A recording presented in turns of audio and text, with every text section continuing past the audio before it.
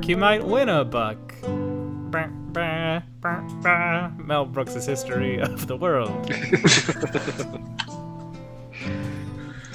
Part 1. Part 1, I apologize. Still waiting on part 2. I don't know if it's gonna happen. Alrighty, time. Hey, we're in the intro phase. Anybody have anything they want to say while there's fun little lute music in the background? No. Oh, we can't capture jazz standards again. That was a spontaneous sort of thing. Look, I keep going back to the jazz standard. Well, live, baby.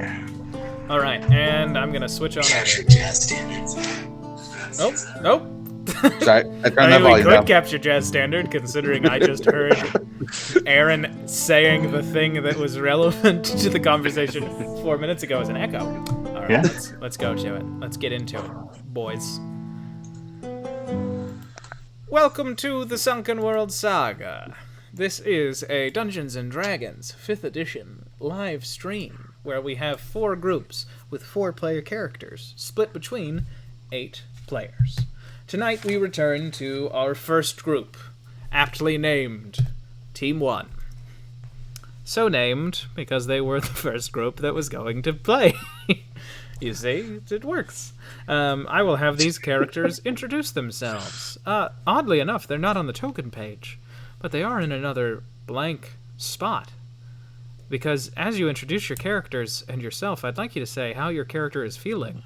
That a moment ago they were in a nice, warm, comfy inn, and now they are in the middle of a raging blizzard, in a field of snow, with only what looks to be a palace of ice in the distance. Biff, why don't you introduce yourself?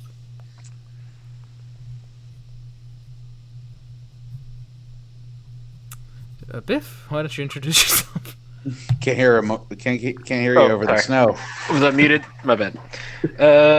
Yeah, I'm Zach Carmen. I play Biff Tree Needle, halfling bard, and I'm feeling confused, a little angry still, just kind of down in general, and a little drunk, and yeah, that's pretty much it. Horny, Okay. also, just a little bit horny underneath all of that. All right. After Biff, there comes Jackson. Hi, I'm Nathaniel Potts Wells, and today I will be piloting Jackson Pars, and he is a conjuration wizard and just extraordinary in all things magiques. And Jackson is quite confused and a little upset right now because he often projects himself, at least his mind's eye, to other places and existences. But this feels very weird and more physical, maybe not necessarily, but it feels more like it and confuses him, and he's mad that he's not in control. All right. And after Jackson, we have Zakar. Hey, I'm Aaron. I play Zakar, who is a ranger and rogue. And I think that Zakar is upset that Quilliad broke Edge a little while ago tonight. And he's a little frustrated with the predicament that the parties found themselves in. Okay. And finally, we have Qualid. Hey, I'm Brian Ziola. I play Qualid, a paladin. I'm fucking drunk right now, bros. No, no, I healed myself of that. I'm at a crossroads right now because, on one hand, there's nothing purer than snow, and I love that, but I'm wearing a metal face mask. I'm sure that's very cold. So I don't know how I feel. I'm emotionally torn. Your tongue is stuck to the inside of the face mask. What's it like when you sneeze in that thing? What happens? Okay, and you all find yourself in this field of snow with the wind whipping around you. You have a few moments to collect yourself before you realize that there is a narrator of not what you're doing, but everything around you. No, I don't want to see the puppet show, Ben. And you're and you're filled with a sense that you are able to change what the narrator is saying, because the narrator is just describing things as they happen, but you notice that you are leaving real footprints in the snow. And then you notice that there are other groups of 4 footprints. And you see just flashes between whips of snow. You see what look like ghosts of the other people that were in the tavern, moving forward towards what looks like it might be a snow-covered road.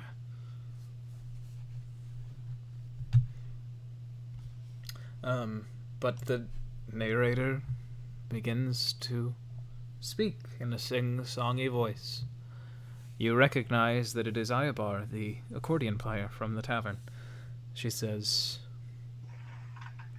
"There, upon the horizon they sought Ice Hollow, the great keep of the half-giants. And you do see now, as the wind parts, you get a better view, and you see that there is a large city-like wall of ice, and inside that's where you see the towers of a castle." Did you guys hear that? Yeah, where are we? Well, it's clear we've been passed some plain of snow and ice. Yeah, but I must say, I don't like not being the narrator of my own story. And is it like physically cold here? Yes, you are all physically very cold. Not so cold that you feel like you're in danger. You feel like you're just feeling the cold, but you feel like I can move my body normally. The only thing that makes you not think, have I actually been transported to the snow, is the fact that when you breathe, you don't see steam. Huh. Do we have all our things with us in our inventory? Like if I check my backpack, is all my stuff with me? Yes. Okay, well I'm gonna pull out a bottle of that aged moonshine and take a swig. Offer it around if anyone else wants some. Ooh, this will put some heat into you if you guys are too cold. That's a little stevia. I suggest you keep your wits about you. If we die in our astral forms, or minds may break back home. All right, so another drink then. Gotcha. I'll take another drink. I look at Zakar and then I say no to the drink. Just I nod. Stash it back in my bag. Is the narrator narrating what we do? No, it Like, doesn't to seem... narrate that? It seems more like when a development happens. That kind of seems to be the pacing. You've only heard it once, but I'm telling you. Basically, I will be answering questions, but anything that changes in this realm is going to be described by the narrator. Understood. So we can only see that castle. You said it's about how far away? It looks like it is about a half a day's walk. I'm gonna take out some torches, Ben, and light them just to provide some warmth for us while we walk. Sure. So I'll Zakar, take one out for each of us. yeah, Zakar lights up some torches.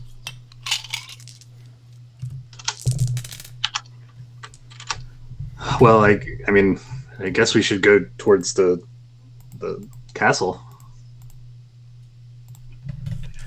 Yeah, looks like that's about all we can. Yes, it seems that might be the only place that would have answers around here. Is it dark or is it bright, or what's the light situation like here? It seems to be early afternoon. Sun is not the highest it's going to be today. It's past that point. But Like, not... is there like a sun in the sky right now, or? Yeah. As a lore bard, would I recognize what's going on right now? Would I know this this style of barding? Make an Arcana check.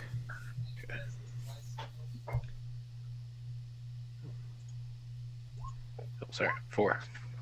You Critical do failure. not know what's going on. You feel you took a big old swig.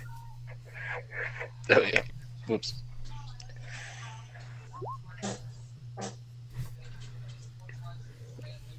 Okay. Well, let's head out. And is the snow like deep, Ben, or You feel like you can kind of Legolas it. It is deep, but you feel like it's so deep that you can just walk. Shit. walk on top? Yeah.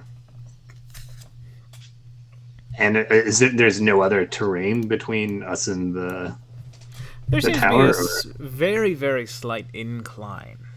okay. Like you can see beyond the tower, or beyond Ice castle. Hollow. You Yeah. can see that there is a massive field of like small hills and mountains and glaciers.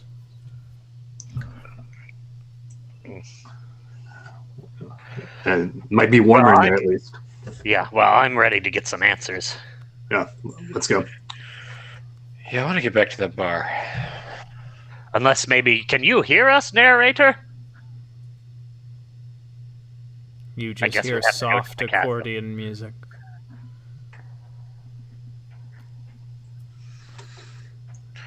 All right. Well, as we walk, But then, as they walked, did the snow begin to move? And you see the snow is moving around you. okay. Does I'm gonna the- pull. Go for it, Zach. I just want to pull out my lute and try to play along with the music, try to harmonize, and I just want to play around. Don't. Uh-oh. In two spots, not simultaneously, but one after the other, you just see skeletal hands sort of pierce the snow. And then pulling themselves out like pulling yourself out of a pool. You just see these skeletons. But their eyes glow bright, bright green. And their bodies, bones drip with ice. Sort of like a rib cage entombed in just a mighty, mighty glacier. And everybody, please. Please. Roll initiative. Thank you, Brian. They wear ancient armor, by the looks of it. Does the tempo of the music change? Yes. Becomes Nice. quicker, faster. Stronger. Daft Punk's playing. Yep. But like Daft Punk with strings, baby. Yeah. All right, well. You all have... I love how I got a nat 20 and I'm still way behind 2 people. All right, first up, Zakar, your turn. All right, I'm gonna use Shillelagh to cast, or I'm gonna use my bonus action to cast Shillelagh on the torch I have in my hand. And Yeah. I'm gonna run forward towards this guy and strike twice with the Shillelagh torch. Okay. Very nice. 23 to hit, 20 to hit. All right, well, both of those are going to hit him. Okay. And 17 damage, and I don't know if the fire does any extra. the fire will do... We'll say that each of the strikes, the fire does 2 damage. Okay. But you feel like the bludgeoning did not strike as hard as you wanted it to. Sure. You feel like the ice is actually kind of keeping the bones intact very, very well. So he is damaged.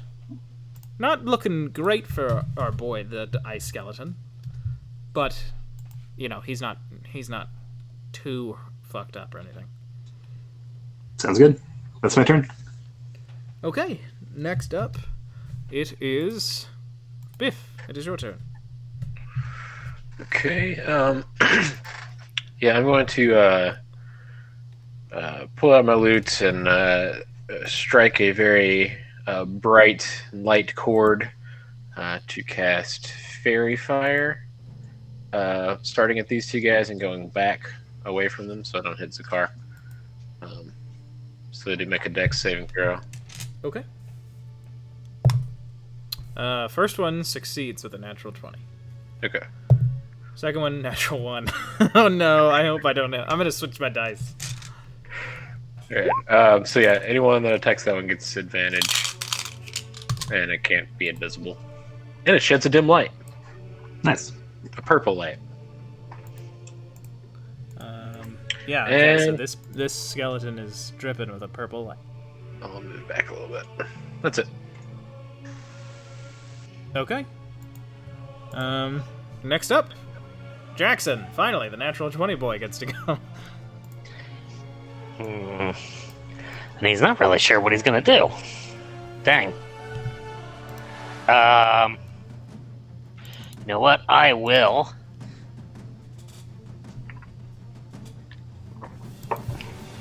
Try this. And Jackson's gonna pull out a piece of ash, or get ash on his thumb, and he's going to draw a glyph in the air and throw out right in front of the skeleton that was just fairy fired. A level 2 flaming sphere. Nice. All right. I will draw the circle, hopefully, here in a second.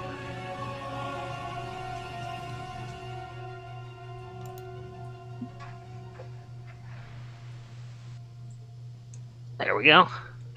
Oh, God. Well, let me... Alright, so, it's the DC for its dexterity saving throw is, 17. Okay. No, he tries to jump away, but you feel like he just jumps a little too late.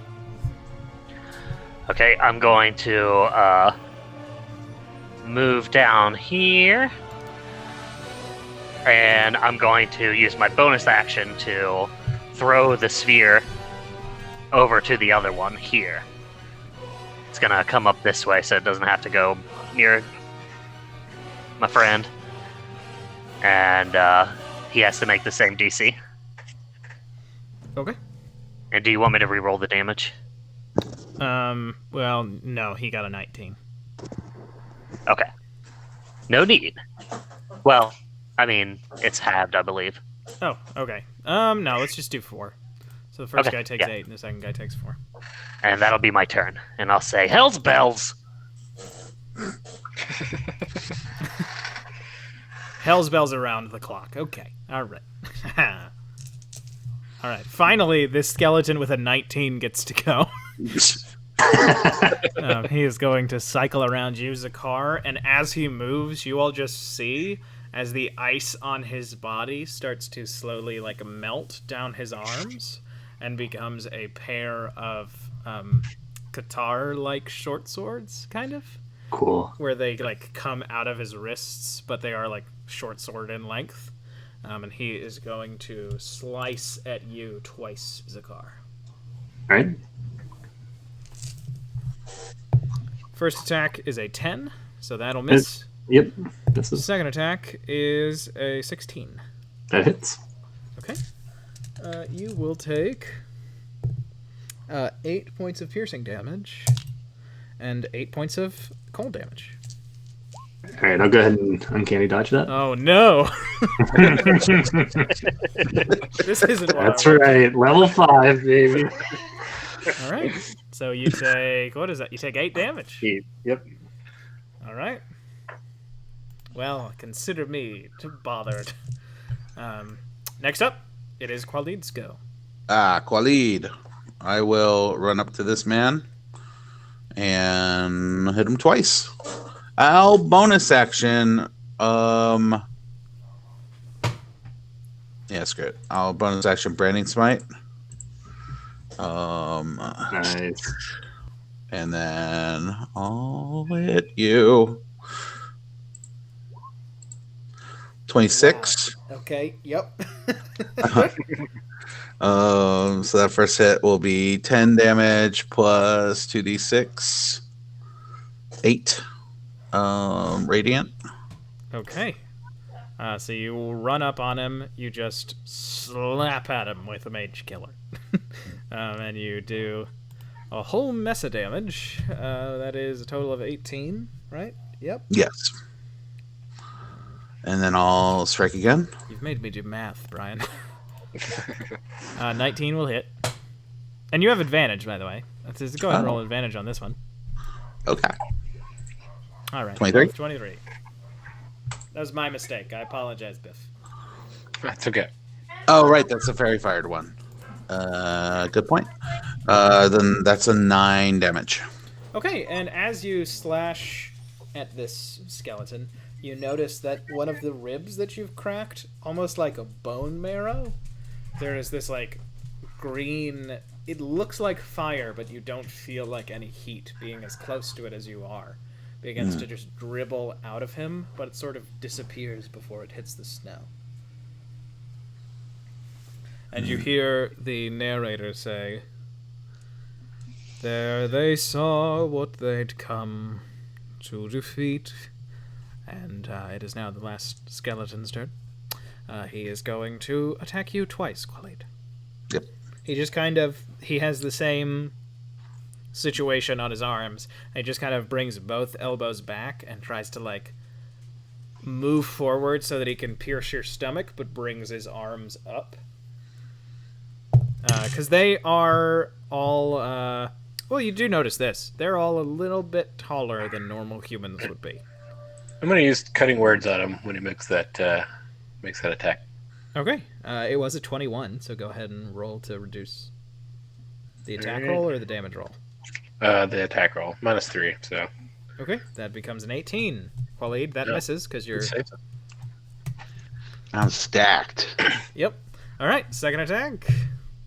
Okay, that one is a 24. That hits. All right, and that is a critical for the skeleton. Damn, should have cutting words that one. It's okay. Nothing hurts me. Okay, you take 11 points of piercing damage. Okay. And, well, you take, from that big crit, you take 5 points of cold damage. You made me do math. 16. We're just in an endless cycle of arithmetic violence, Brian. Next up, it is... We go back to the top of the order. Zakar, it's your turn. I have a quick question, Ben. Has any of the fire from the torch or from my spell done much about the ice that is packed onto them?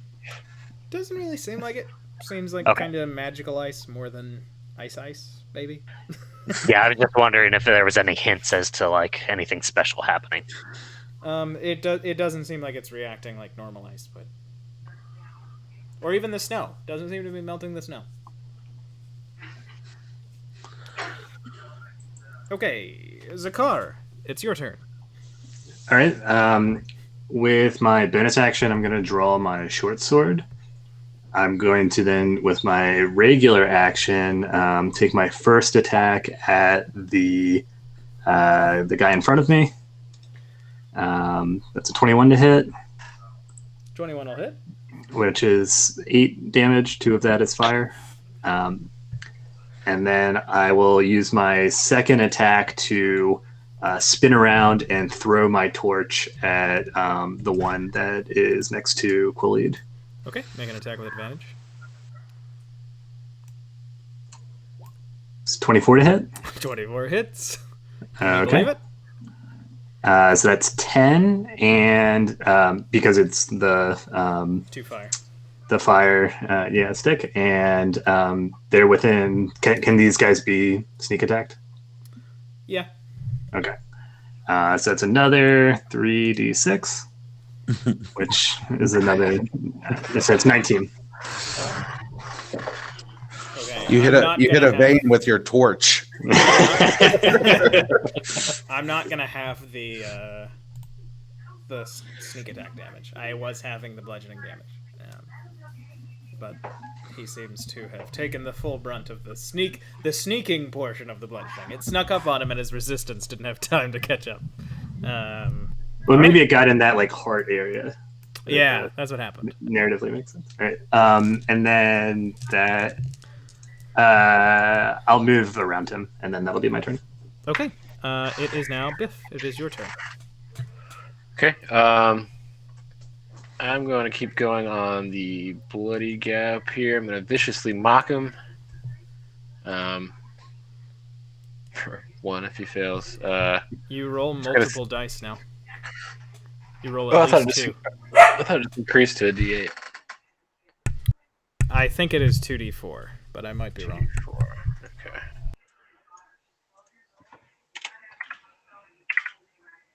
I'll edit that. 1 second. Yeah, it should be 2d4. Most cantrips just go up by an extra dice. Kill dice. Okay. And I was with, hey, more like Slob Van Winkle.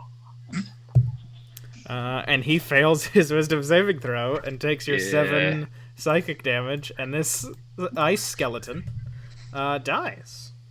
Nice. It- Got him with the he- vanilla ice. Sorry, Ben, I was wrong about this. I can't sneak attack with the with it because it's not a finesse or ranged weapon.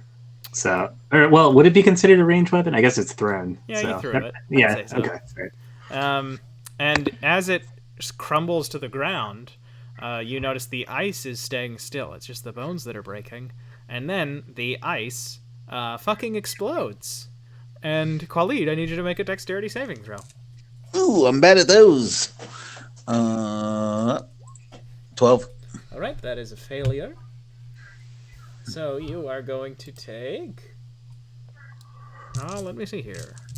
Wait a second though. I add 5 to it. No, 4 to it. So 16. Okay, you have succeeded. Ah. So you will take half of 18 points of damage, so you take 9 points of damage. All right. A few of those are piercing, and a few of those are cold.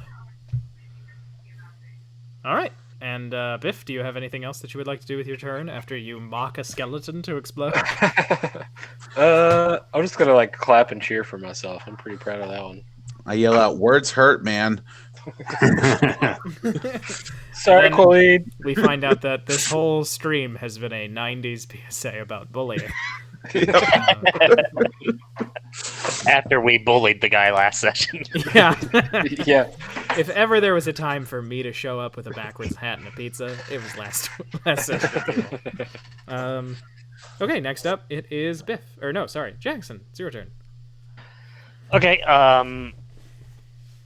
Jackson calls out, that looked horrible. Zakar, should I get you out of there? No, I'll be fine. All right. I am going to... He's going to use the glyph, the red glyph around his hand, and he pulls his hand back, and the flaming sphere is going to ram into the back of this skeleton. I will roll the damage there. 9. That's what it rolled up. 9 fire damage, and I'm going to use my movement to get on the other side of Biff here. And as I turn around from that, you see that I've drawn another green glyph, and a green portal opens up above this guy, and a blob of acid is going to drop onto him. Okay. I just want to I want to high five him as he runs past. So after that, He failed the saving throw, so he takes the full 9, which puts him in bloodied territory. And then let me see if he fails the second saving throw. Yeah, he fails the second one, even worse. So he will take 6 acid damage. And you, in front of him, you hear just basically... That's what he sounds like when he's in pain. I can't. perfect timing. And okay, that's your turn, Jackson. Yes, that's my turn. All right, Khalid. I'll run over here. Sorry, Zakar. I'm sorry. Nope, that's a 1. All right, you miss with your first strike of Mage Killer. You swing pretty terribly. Second strike. Oh, there it is. And on the backswing, you just fucking crush it. You're like Federer with that backswing. Is that a sports joke? It was, yeah. Yeah. Nice. It's one of the sports that I know even less about than most of them. I don't know if backswing is good in tennis. I mean, I think so. How I think it's just you called wanna a have both. backhand. I don't know. Yeah, it is Called backswing. backhand. Oh. No, it's not backswing. Is backswing golf? Yeah, I think so. Backswing would be in golf or baseball, yeah. Oh, It's okay. like how much further you follow through than than you need to. Baseball's cool. I would love to be into baseball. I'd try every year. Brian, do you want to roll damage? Yeah, I'm trying to decide how bloodied is like. He It just became is bloodied. very, very low, but not quite on death's door. That's Picking up what he's putting down there, Brian. He I really is at- don't. you would, if you were to guess, you would say this guy's at about a third of what he can handle. Okay, I'll just hit him. Yeah, I'll just damage. 18. Okay, he is on death's. He is Damn halfway. it. He has 1 foot in death's door, completely. And then I'll say you can walk away if you want, Zakar. If you don't want to get hit by this boy, get damaged by him. When I blow him up with a sweet diss.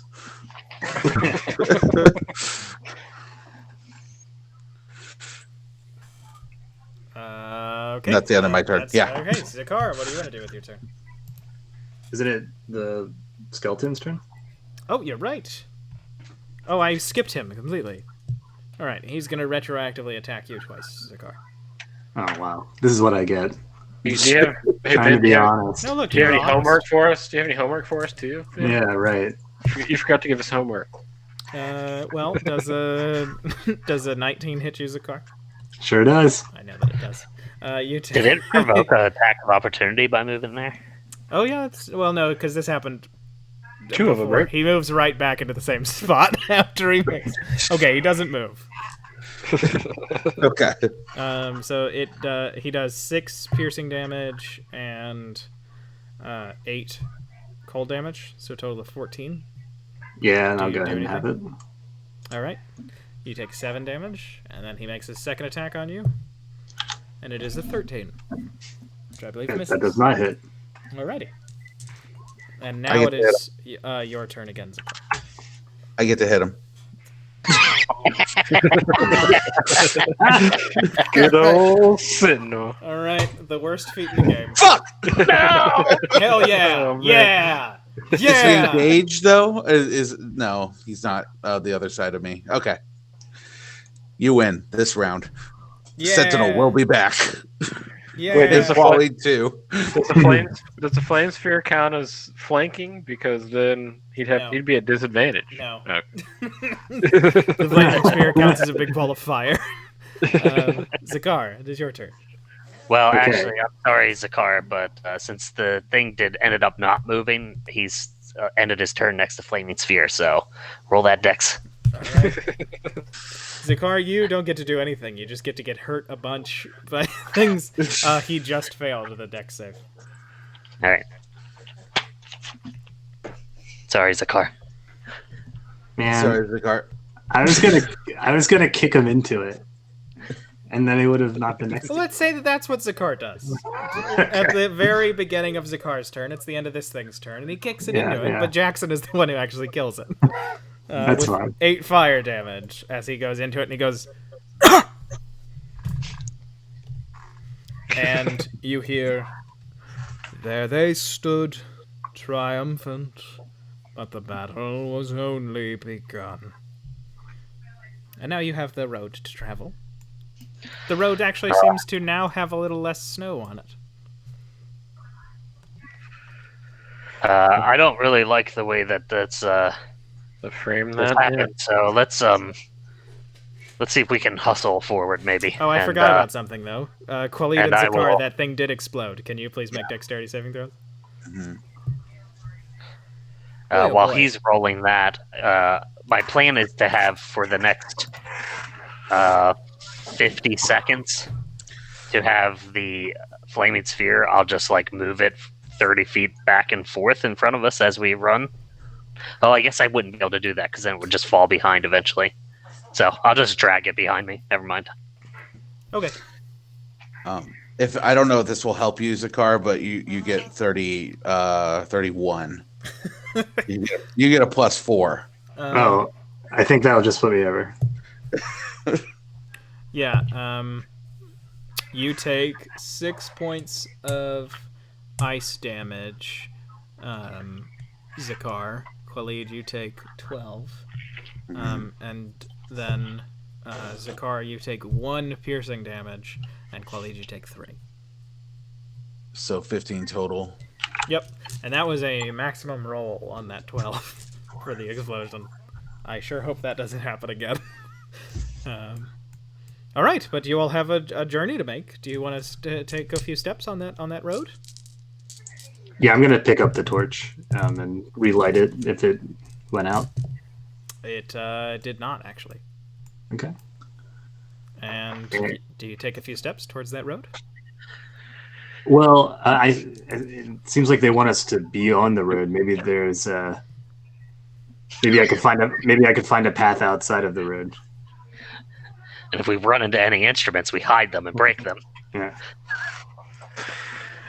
As we travel, I'm also gonna play around on my lute still, and I'm gonna try to play like a counter melody to the music that we're hearing, just to kind of like the anti notes to all the notes that are being played. Jazz. That's right, the notes you don't hear. Okay. Make a performance check. Okay. Oh, 14. Okay, yeah, you actually hear a few skips in the low accordion music that you hear in the background of your mind. And when that happens, it's almost like the area around you seems to get less detailed.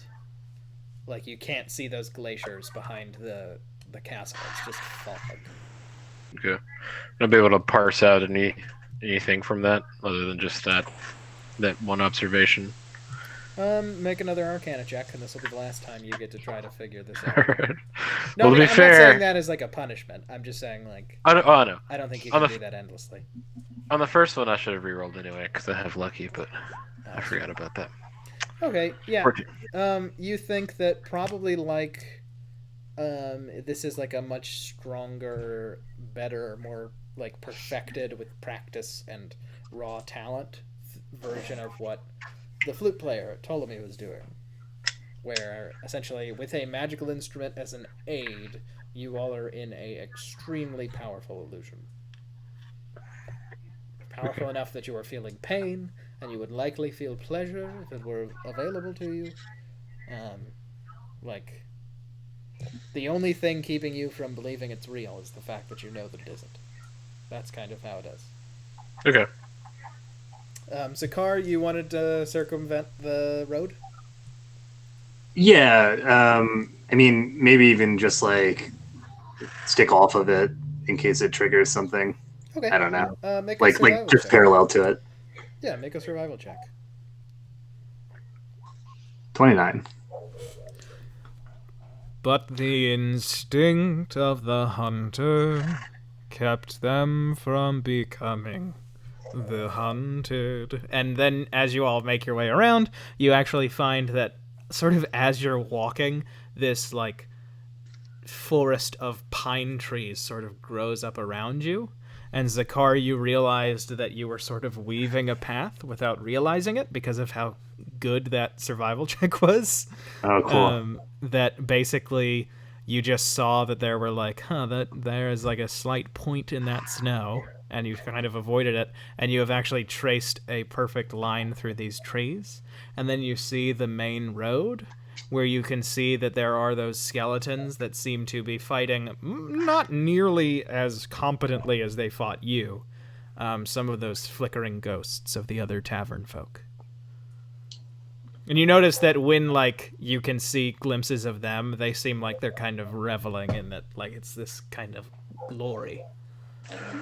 Yeah. As we travel, I'll share the information that I've kind of gleaned that we're in an illusion powered by the bard's song, and just let the group know what I know. Once you pass a certain point in the forest, though, you realize as you take one step, everything changes around you, and it's almost like you have fast-forwarded, like you've flashed to a later part of the story.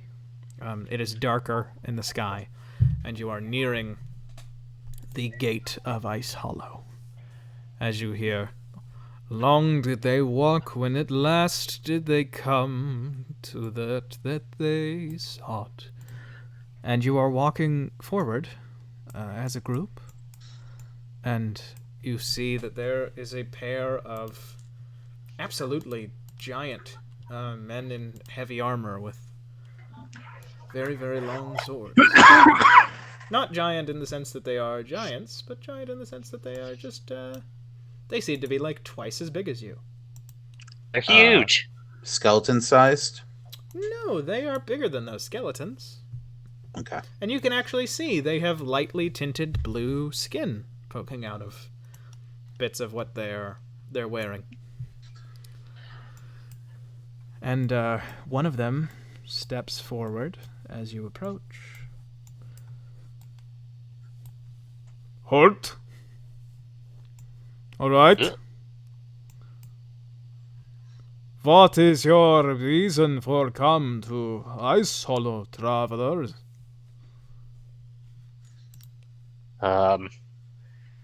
Jackson's gonna look at Biff.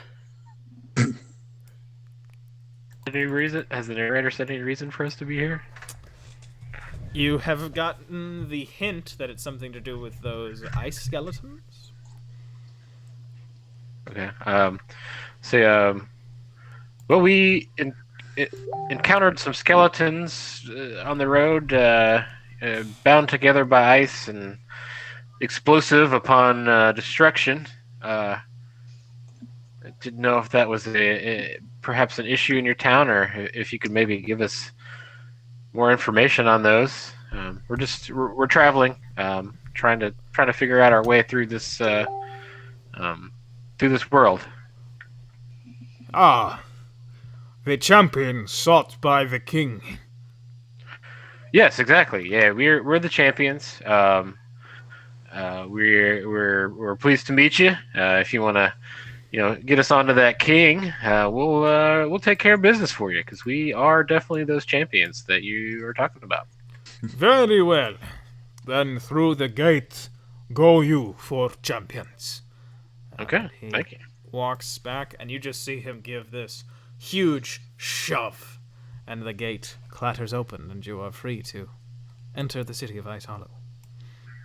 So we're not talking about the narrator? I turn back to Biff and ask. Oh, I'm sorry. What did you ask? Oh, we're not talking about the narrator? Like, we should play along? Well, I mean, in general, I don't think I was a big fan of this in the first place, but I mean, at least they write characters in their story that recognize us for our greatness. Yes, that's true. That is nice. I mean, they seem to want us to go this way. I guess the decision is: do we go along, or do we try to break the illusion? One of the guards sneezes. I don't know. This illusion seems pretty complex. They have allergies and everything. I mean, it seems to be possibly harmless. Like, I mean, if you ask me, what kind of bard would they be if they let their listeners, their audience, die? It seems like they wouldn't have a lot of repeat business. Be like Woodstock '99. Yeah, that's pretty good logic. Well, I mean, they're not exactly happy with you, Biff. Talk did the champions when the gate had opened. My thought is, if we go deeper, we could still break the illusion, perhaps by breaking whatever game or story she has. Yeah, sure. I just wanted to I'm make sure sure she's we're never put anyone like us in one of these. Ben, I have counter charm as a bard. Would that have any Would I know that if that had any application here? Hold It on. would not. Okay. Okay, so we're following along with the narration. Good to know. Yes, for now, I think. But I think also, like, what you did before, where you figured out ways to... Yeah, I'll keep playing. See if I can sort out her meter and key and everything. And I'll see what I can do as we go along. Yeah, and the more we're here, I'm pretty sure this is more like an illusion or an enchantment than it is any kind of teleportation or extraplanar existence. I mean, I don't know if we're any real danger, but we may be, so we should probably treat it as such. And when you walk into this section, you finally see the denizens of Ice Hollow without helmets on, and you notice that they are all these lightly blue-skinned folk. They wear heavy coats. The men have very, very thick beards, these big round hats. They all wear these long coats with intricate patterns up the sides. And they all seem to just sort of be milling about. But then you see that there is what appears to be a big training pit, where you see there are a pair of knights in extremely thick, heavy armor who are moving slightly quicker than you would expect them to. And you notice that as the two of them strike with what you see are just sort of blunted metal clubs, as opposed to sharp metal clubs, you see that they are purposefully changing their stance so that when they get struck, it hits certain parts of their armor.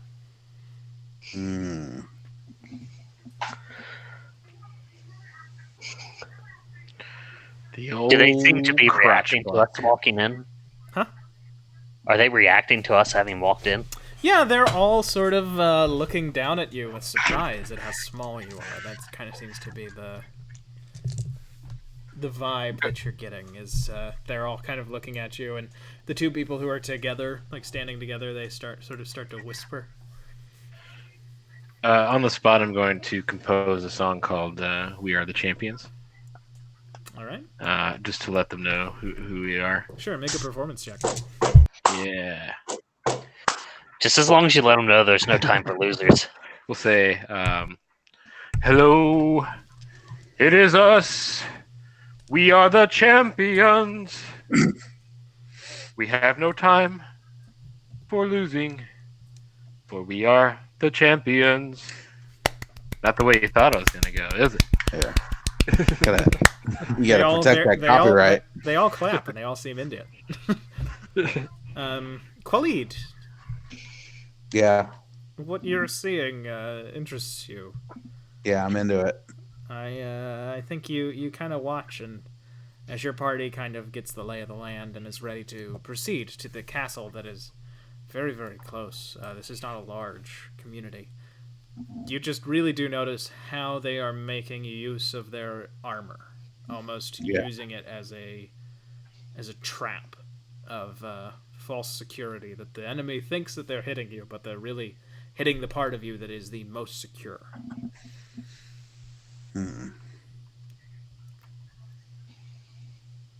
Is this like a fenced-in area, or can you just walk into the pit? There is like a wall that to these people is very low. It's like shin height for them, so it's like belly button height for you. And do they notice us, or just the people outside of there? The two dudes in the pit seem to be in the pit, you know? Yeah. They're gonna. If either of them takes a second look at you, they're gonna get dinged in the head pretty bad. I'm gonna get in the pit and try to love someone. Thank Brian.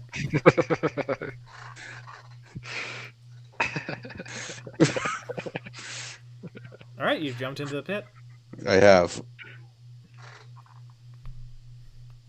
Hey.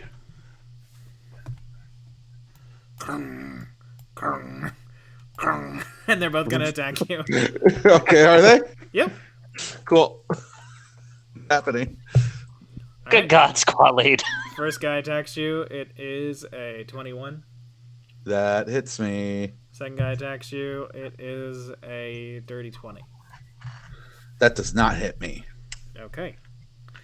First guy's sword strikes down on you. It does minimum damage. You take 8 slashing damage.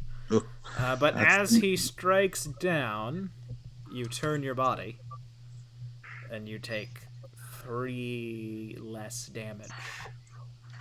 As you now are a heavy armor master. You have the heavy armor master feat.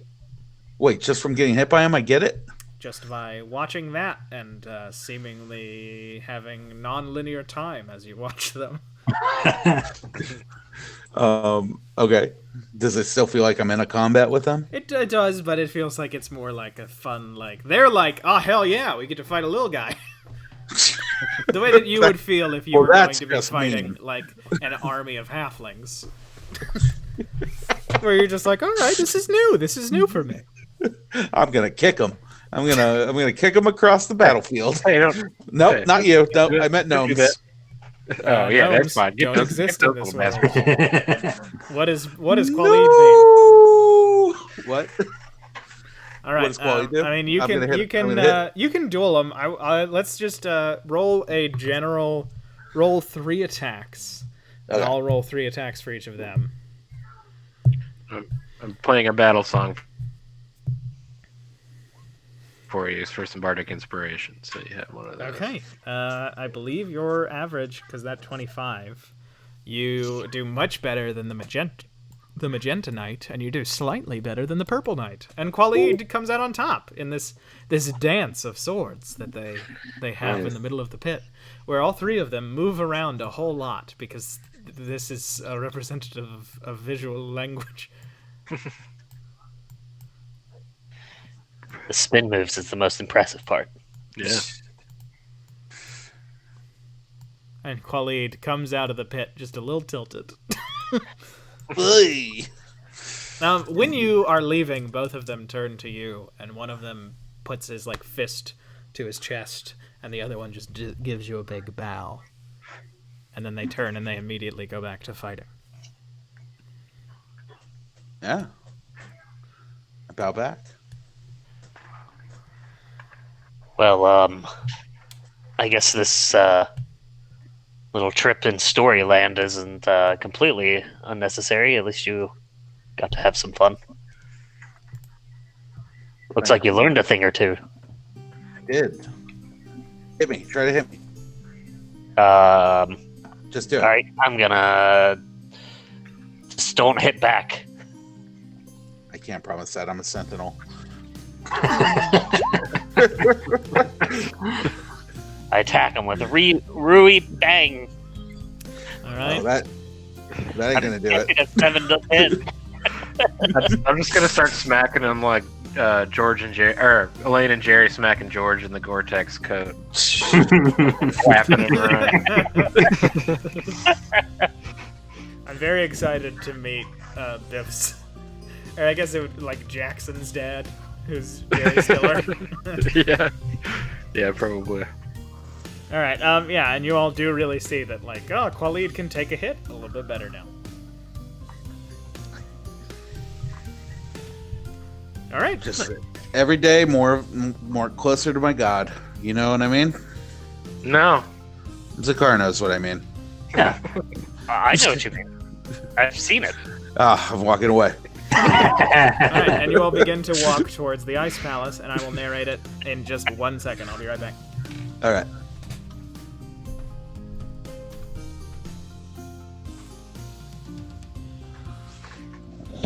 The accordion player is a multi-instrumentalist, I think. It's music. yeah, sounds like it. They must have those. What are they? The cymbals on the knees that they can clank together. Yeah, that's what I was thinking. It's a This- Dick Van Dyke situation. It's a MIDI accordion. Yeah. This song is called Fast Conversational Drama. Is this a Brandon Feichter thing? Are you all making fun of the music? We're just speculating about it. It's a free song, baby. Yeah. And I the like it. It fits the mood. Yeah, no, it's good. And the I think narrators. Sorry. I think Tom Petty wrote my favorite Free song. Qualid is smashed by a giant rock. Oh no! And the narrator says, "Then did they have their audience with the king?" And all of a sudden, you are walking into a massive palace that is constructed entirely of ice, carved and colored by light. And you all walk in, and you are there because I'm good at pacing, and I have put your tokens there, and I haven't changed to that map without having your tokens. And you see that. Oh, well. Oh, there he is. There they are. But you all see when you've entered that there are giant nobility in much finer robes than those outside. There are a group of small children, and when I say small, I mean the shortest of them is Qualid's size, gathered around the second time, or the fourth time that you all have seen a drow. There is a drow mage that is tall and giant like these folk, casting spells, doing magic. You all notice that there is a squadron of, they all have staffs like they are court wizards, but they are in these light leather sort of breastplates. They are all standing at attention. And in the corner you see there is an astronomer. He wears starred robes, and you see that he is just sliding and dipping. He has this large sort of metal bowl, and you see that in it, on several different levels and different screws, he has this massive contraption that you do recognize as a compass. And you see that there is a single light in the room that is not created by magic. There is falling down a beam of light that lands on a sundial that is behind him.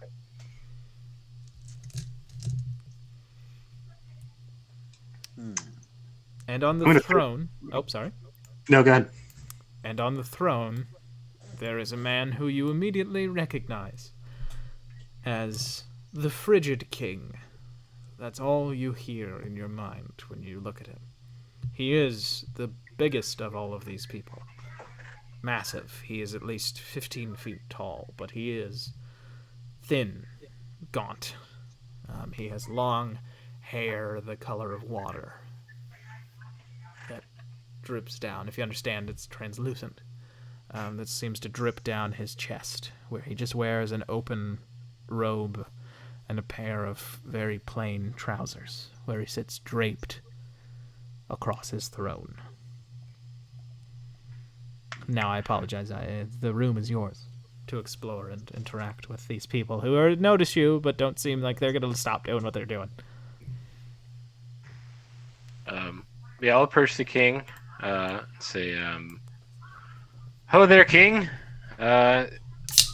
We are the 4 champions that you have sent for, reporting for duty."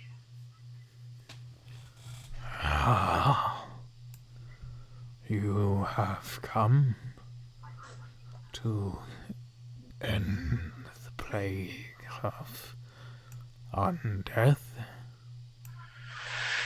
Yeah, that's sounds like that's right up our alley. I can just crack my knuckles in front of me.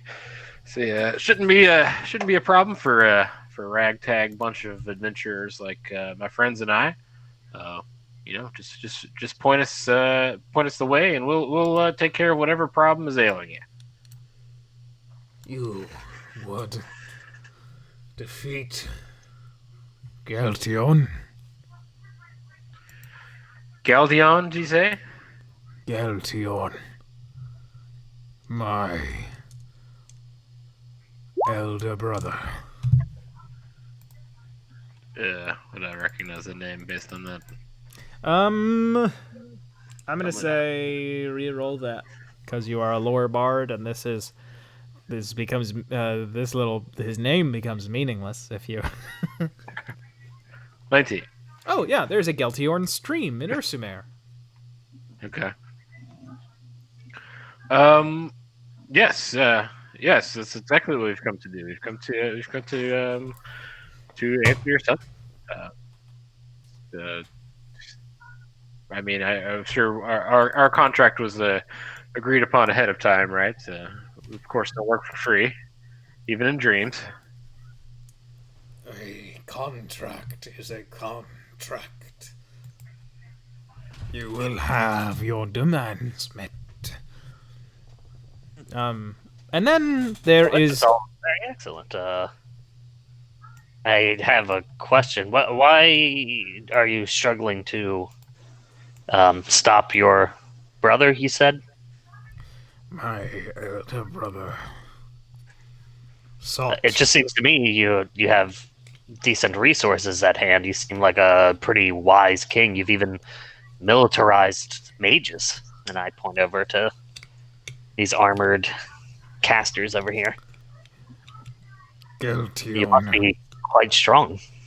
Geltiorn appears out of shadow. When he walks among us, he walks as a lie, a dream. He is not truly here. He hides in the field of dagger ice beyond our city. He is right for the throne of my father, but wrong for our people.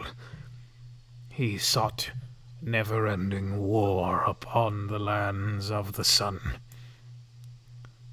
I would not have my people waste their strength on dying. He would, and so I banished him. But he sends the dead against us. Would I recognize this as a legend, as a known story? This is a children's fairy tale. So we would know the outcome of it, most likely, right? You might make a history check. 17. Yeah, you know that in the fairy tale, essentially, the heroes basically trick Geltiorn into walking into the city, and he is burned alive, but then his spirit kills everyone in the city.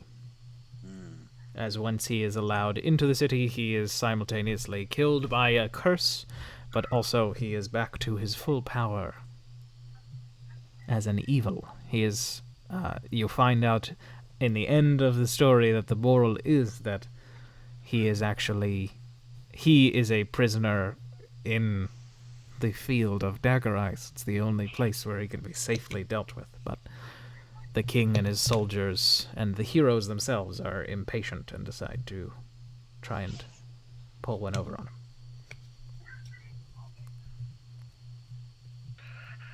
Okay.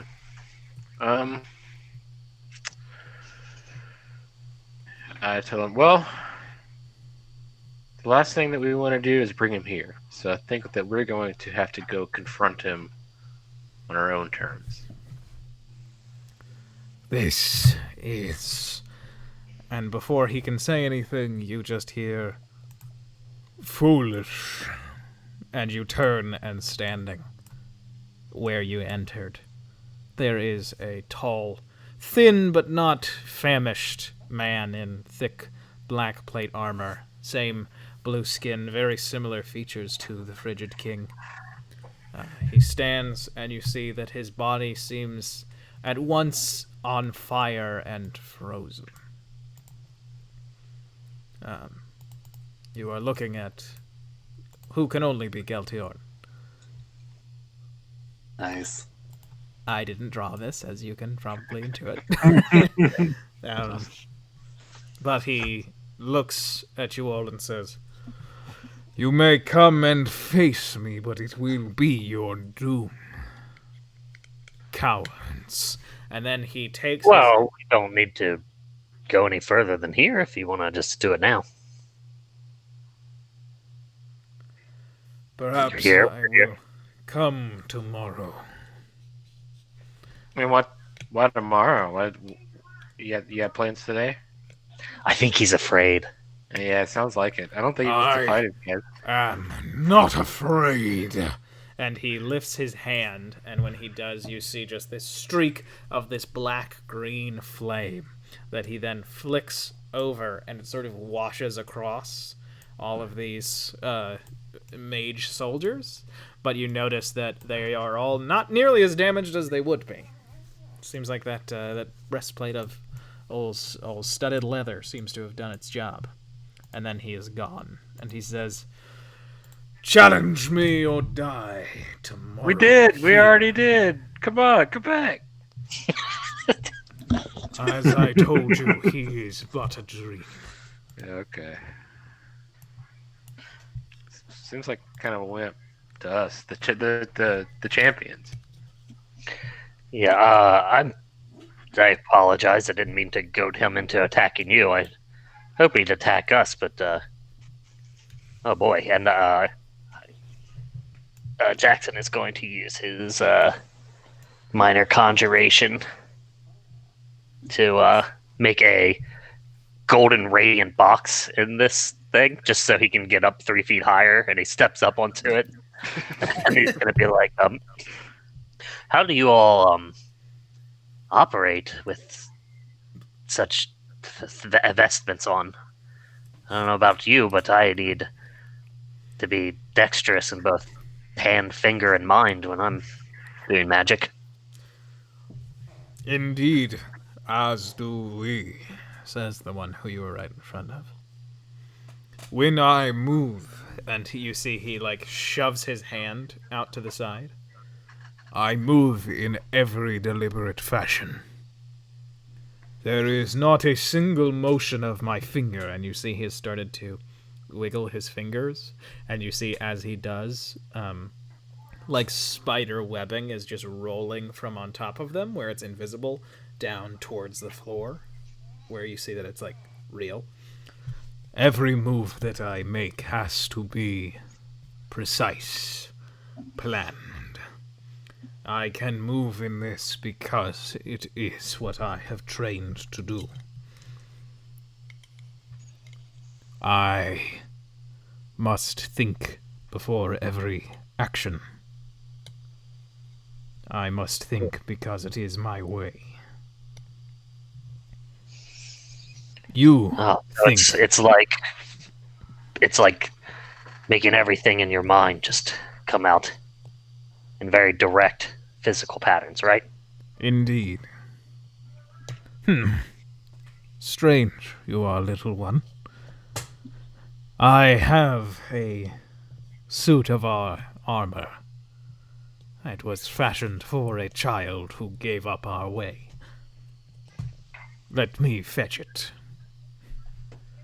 And he turns and he walks out of the room. I bow to him as he says that. That's very generous. You notice that he walks kind of like RoboCop. Like Ed 209? No, like RoboCop. I know. Like Alex J. Murphy. RoboCop. Can this guy walk like Ed 209 though? Yeah, that guy walks like Ed 209. He walks like a little robot chicken. He walks like Seth Green over here.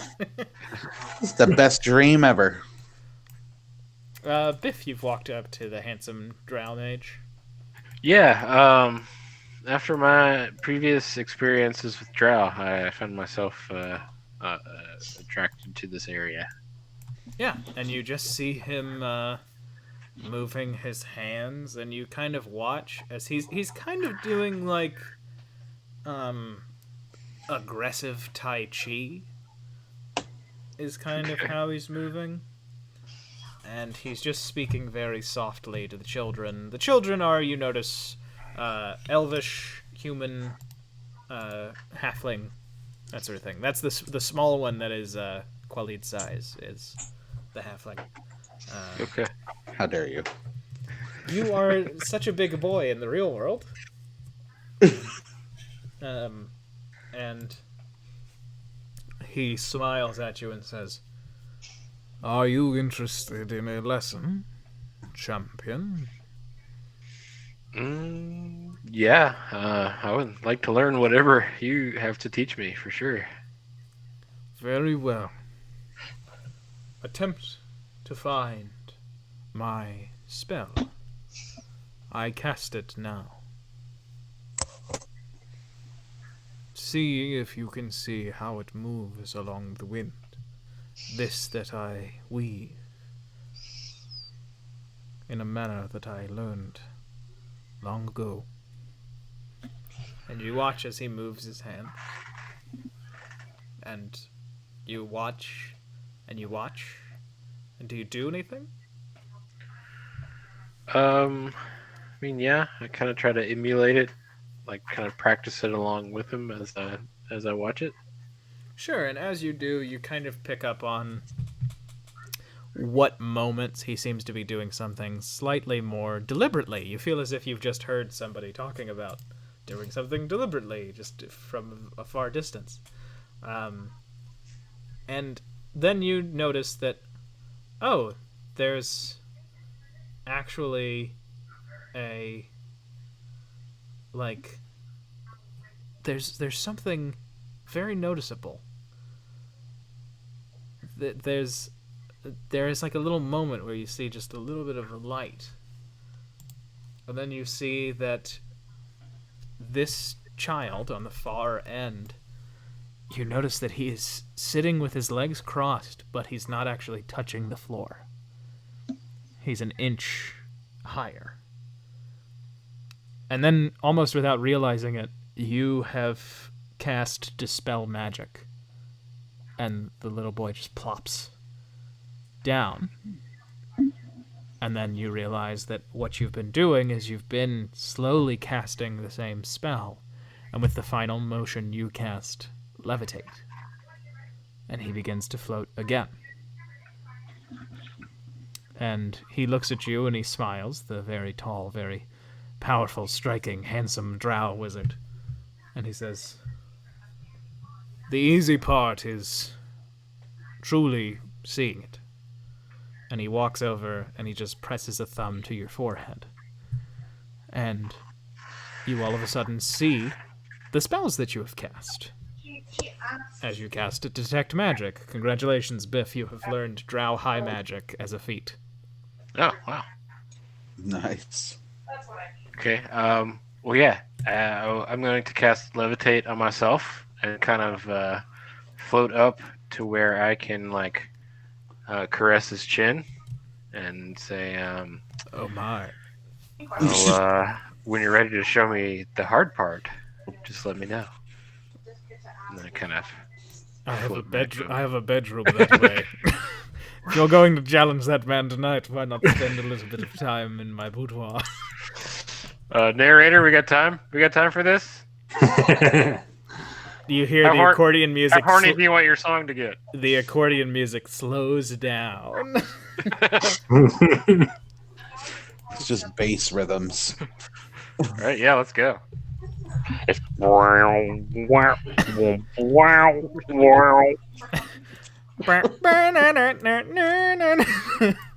Weird Al. And did say you could have pleasure in this dream. And Biff does. All right. He lays that big head down to sleep. Yeah, I do not know how that part works out. Quite frankly.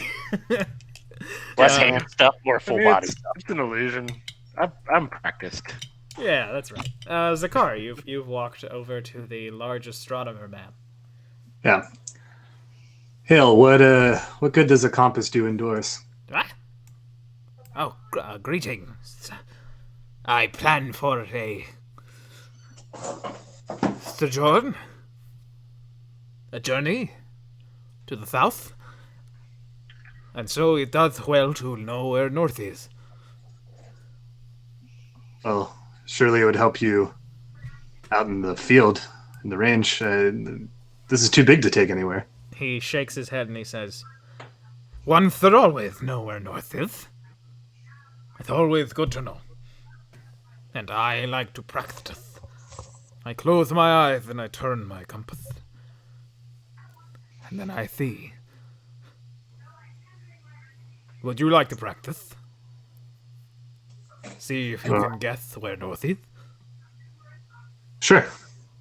Give it a go.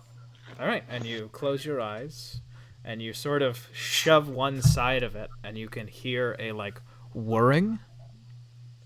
And then it just stops. And he says, put your hand here.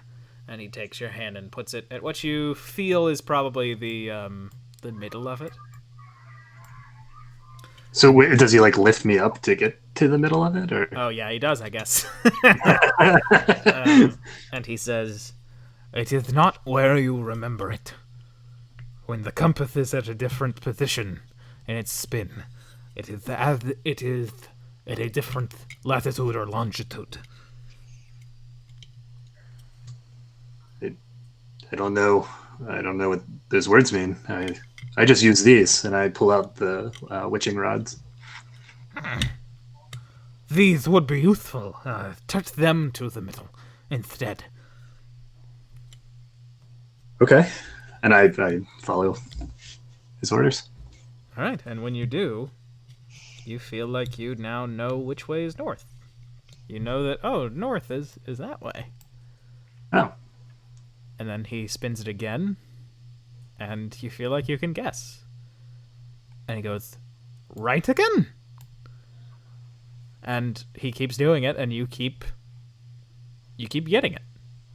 It's something that you can kind of feel, and then he says that you can open your eyes, and he is, all of a sudden you realize that you are looking at the sundial. He's repositioned you without you noticing it. And he says, now, I'm going to spin the compass, and you're going to look at it and tell me which way is north. And he spins it, and you cannot touch the center with your dowsing rod. And you make a guess. Or does the car make a guess? Yeah, he would guess. And he goes, that's right! What fun! What fun! Zakar, you have learned the Keen Mind feat. Cool. Thanks. That's a sick feat. Yeah, that's a good one. Yeah, it is the one that I was the most upset that one of you got, because I have to take better notes now. It means I have to take better notes down, too. That's true. It's a blessing and a curse. And at this point, this guy has returned, and he gives you this, like, cool little leather breastplate, Jackson. You now have leather armor, and you're like, oh, beans, I won't be able to cast a spell in this. And then you get it on, and you immediately cast a spell. As you now have lightly armored the feet. Oh, I give it a test. I'm like, it's a little heavy. Let's see how fast I can be. And I take one step off the box, but before I step, I disappear and show up here, and then instantly I poof back with Misty Step. Oh, very fast. And I think that's where we'll take our break. Cool. Do you all want 5 minutes or 10 minutes? Do you need 10 minutes, or can we do 5? I only need 5. Yeah, 5's fine for me. Hey, wait, real quick though. Yeah, Zakar, ask the DM what time it is. Oh, yeah. What time is it? Zakar, you feel like, oh, I'm looking at the sundial. The sundial says it's 8 o'clock, but it's 11 o'clock in the real world. In my time, it's 11 o'clock. Oh, wow. Zakar needs to get to bed. He's a good straight edge boy. He is. Yeah. He's tuckered out. My drugs are long night's rest. Yeah. All right, and y'all go to take your break. Break. The only feat that I changed, I re-randomized the 5 feats that I got from the rolling mini game that I created. Biff was going to get Orcish Fury, and I didn't think that would be very useful. I don't know. It could have been fun, but I can have plenty of fun with these spells too, though. Yeah, I think it could have been fun, but I didn't want to give you all anything that would like severely change the personalities of your characters. Yeah, I think the closest to that is maybe Keen Mind, but not really. It just means that Zakar will be right more often. Yeah. Sick. Awesome. I'll be right back. I mean, 3 of you did get stat boosts from your feats, so Yeah, it was really good. Yeah, that's a good one for me too, because it puts me up like 1 AC mod. I didn't get one. yes, you did. No, I didn't. Yes, you did. I'm already at 20. I'm at a 20 strength. You go to 21. It says up to 20. Yeah, well, you Maximum. go to 21. This is my world, baby. Okay, I'll take it. See, being sad works. Two of you now have 21s. You said, what is the armor in, say, D&D books that he gave me? Is it count as studded leather? Is it just a leather armor? It's leather armor. Okay. That will not come to you with you in the real world. I feel comfortable saying that because we're on break. Okay. Well, we're gonna get back at 7:38. All right. See you then.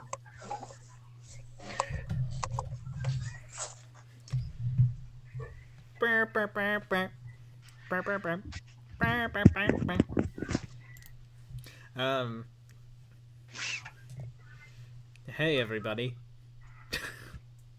Welcome to the Sunken World Saga. This is the Dungeons & Dragons 5th edition live stream that features 8 different players playing 2 characters each, split across 4 groups. We have 2 groups of adventurers and 2 knightly orders. This is the first adventure group. This is Adventure Group 1. We also have the A team, because all of them have A as the first letter of their names, and also to show fairness, I gave this team 1, and then I called them Group A. And the idea was that both of them would be first in some regard, because that way, everybody's even. They decided to run with it and make it impossible for me to say their names quickly. But don't worry, there's another group that did that too. They're called the Thorns, and all of them have names that start with an S. The Thorns are sort of eco-terrorists. They have just succeeded in doing a little bit of eco-terrorism.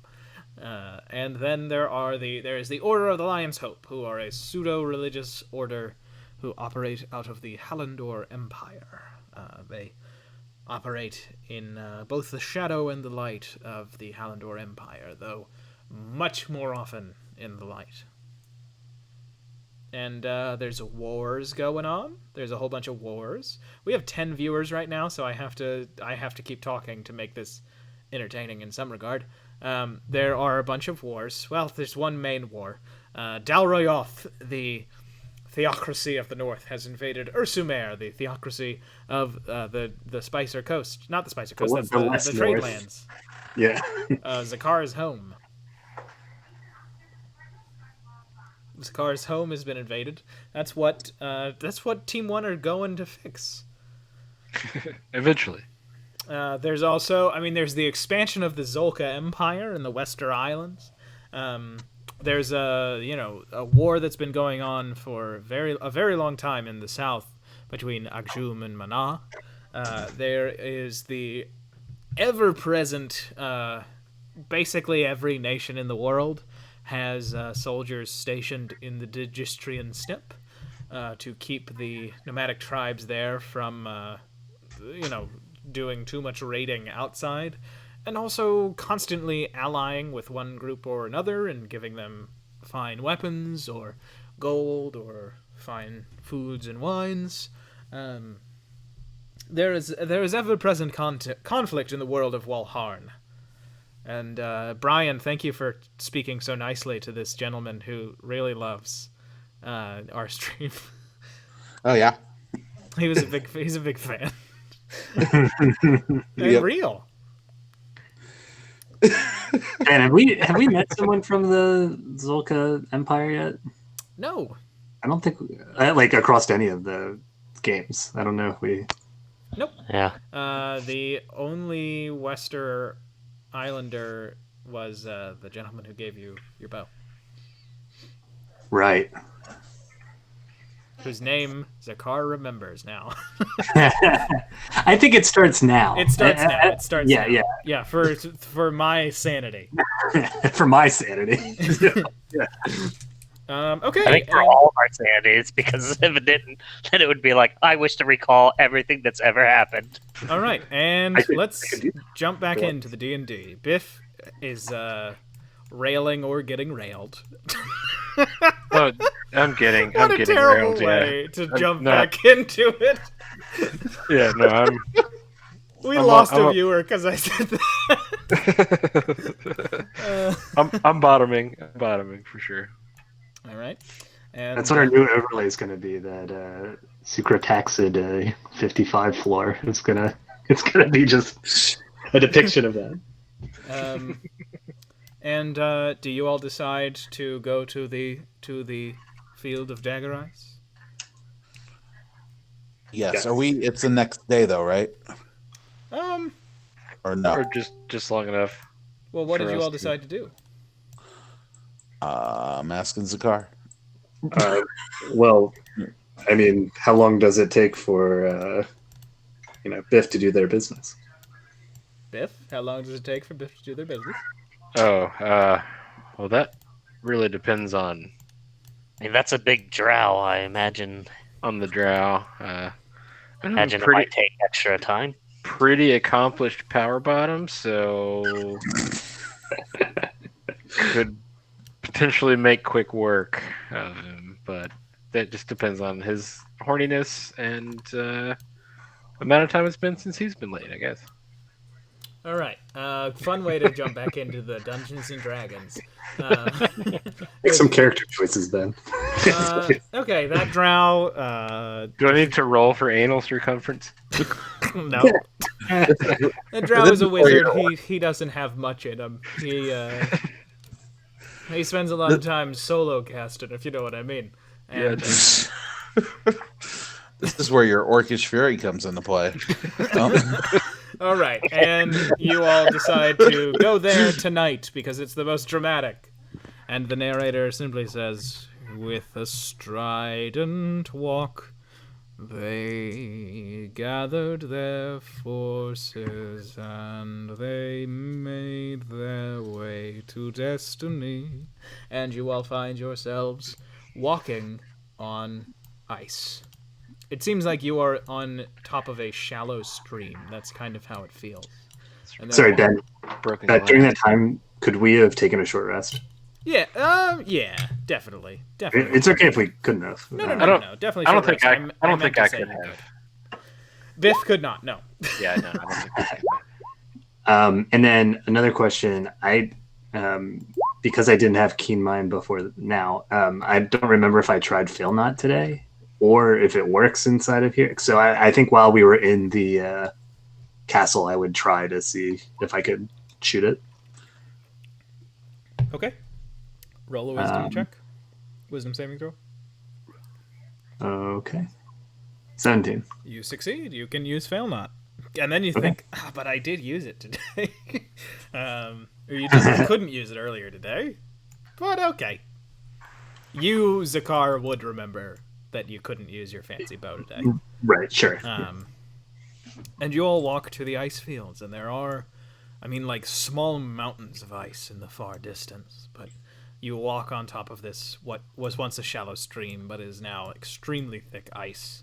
And you see Geltiorn. Almost like he's waiting for you. Very well. Is now the time that we are to cross blades and sling spells against each other.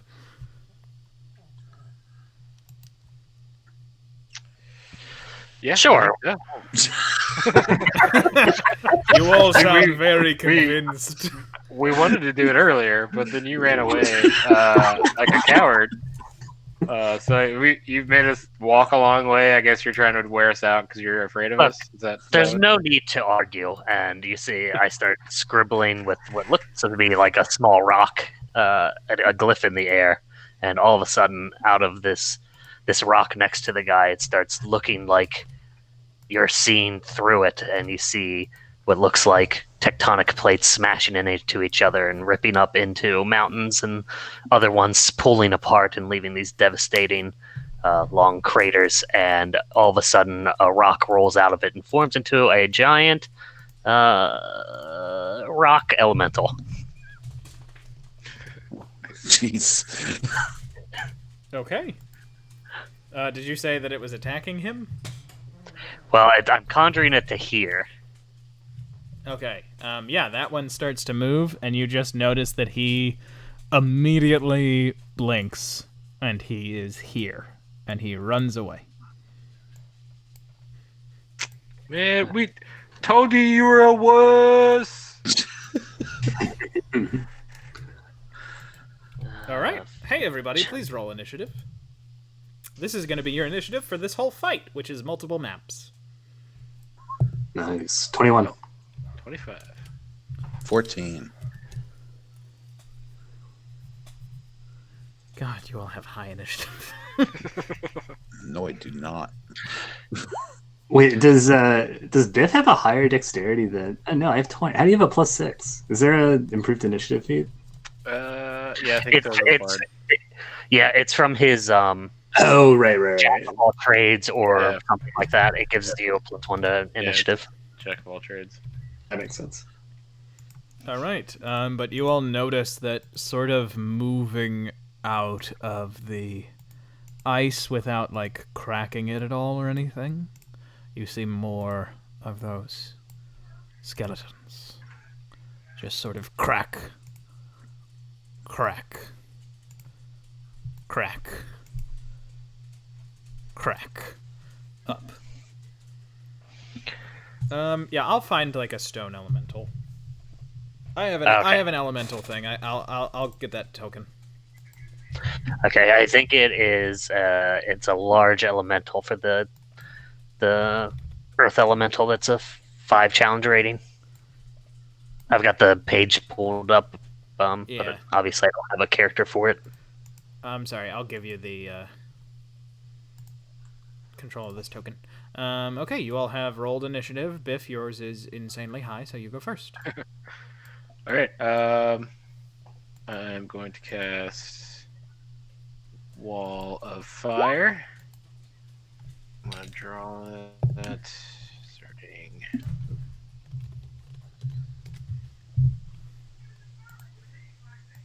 Here. Oh, that's a square. I don't want a square.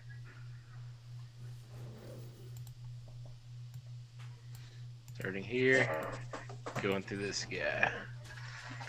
It's 120 feet, so it should stretch this whole map. Okay. Yeah, if you can just... Did you actually physically draw it? I'm doing a little housekeeping on another map. Oh, yeah, I drew a freehand version of it. Okay. All right. So you draw that up, and the two of them will have to make some type of saving throw, right? Yeah, dexterity for 17. Zach, you've ruined what I was trying to do with a little bit of housekeeping on another map because I had to just move your line. Okay. Sorry. What's the dexterity saving throw? 17. 17. Okay. Yeah. Then let's see if either of them succeed. One critical success, one critical failure. Fuck. This is the same thing as happened in that first fight. I wanted to start it at this guy too, like this here. So I got this guy too. Oh, okay. All right, he got a regular success. So do those successes take half damage? Yeah, I think so. Okay. Failed saves, creature takes 5d8. Half as much damage when it's successful, yeah. Okay. Yeah, you definitely notice these guys seem to have really felt that, particularly the one sort of in the middle. And this guy here, because I'm going to cast the heat behind it, is within 10 feet on that side of the wall. They take the same damage when it enters the wall for the first time on a turn or ends its turn there. Okay, nice. Yeah, this is a very smart move. Okay. Is that your whole turn? Yeah, I'll back up here, but yeah. Okay. Zakar, it is your turn. All right, I'm going to. Sorry, so did I have my bow out? Would that be reasonable walking into this place? Yeah, you were just testing it just a second ago. Right. Yeah. Okay, so with that in mind, I will run 15 feet behind this rock, use my bonus action to hide, which is a 14. And then hoping that I am not seen, I will pop back over here and shoot an arrow, or 2 arrows at that guy. Okay. So does that give me advantage, or is it too low? You have advantage because he got a natural 1 too. Oh no. Okay. All right, and I will do it at sharpshooter. Jesus, 14 with a natural 1 is disgusting, dude. It's 23 to hit, and I'm gonna do the other one at sharpshooter as well. Oh no, these aren't at sharpshooter. My bad. They're not. Okay, so that's 25. I'm choosing fire damage. So that is 2 points of fire damage, 25 points of piercing, and since it's at advantage, I can do another 10. So that's a total of, what are we at, 37. Okay. You are legally required to do the entire math for the damage for fail not. Yeah, that's fine. It's 37. And then I'll use the last bit of my movement to move back here. Okay, this guy is massively bloody. Alright, so that's the car's turn. You can't delete pieces of your line, unfortunately. I don't think. Next up. I can delete the whole one and redo it, maybe. It is your turn, Jackson. Okay, I verbally, as a free action, command my thing. Could you add me to control that token? Oh, yes. I'm very sorry. I meant to do that. No, it's fine. You got a lot going on, I understand. I'm going to command it to attack them, so it needs to roll a initiative. And its initiative will be let's roll d20 minus 1. A 10. And I tell it to smash the skeletons. And then I'm going to, with my action, cast my usual acid splash. Bloop. Onto, let's say, this one right here.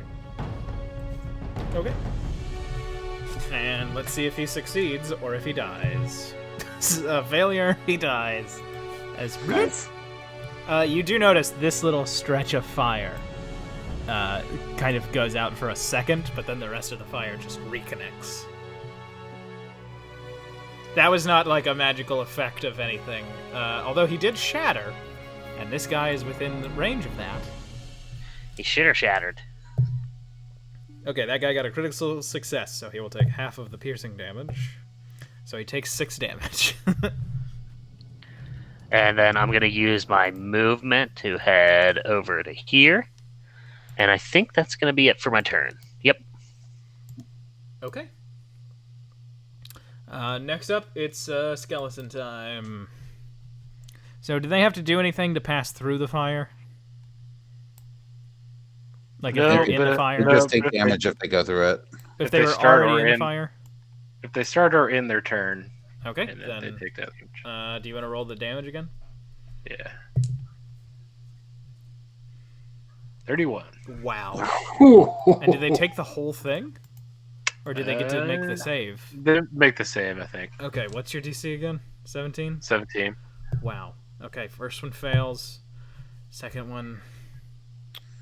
fails also. So the second one is dead. Wow. Okay. And the third one? The third one, he's back here. He hasn't started his turn in it, Okay. technically. Wow. Okay. So this one is down to barely any health at all. He is on his very last legs as he is going to shamble forward towards you all. And then you notice that he stops and where... Oh, you know what I haven't said? This ice is difficult terrain for you all. So that was my fault. I should have said that. But he stops and he just kind of slides until he comes up to Zakar, as he has a little feat I made called toboggan. And he slides up to you, and he is going to do the 2 stabs into your stomach, sort of upward. Oh, I know what it looks like. It looks like the way that the T-1000 fights. That's what it looks like. These guys look like T-1000. They look like cops.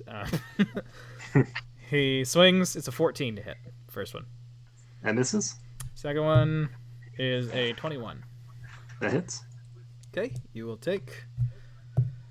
you take 5 points of piercing damage and 7 points of cold damage. Okay. Total 12. I'm going to use my skirmisher feat. For my reaction, I can use half my move speed to move away without provoking an attack of opportunity. So I still take the damage, but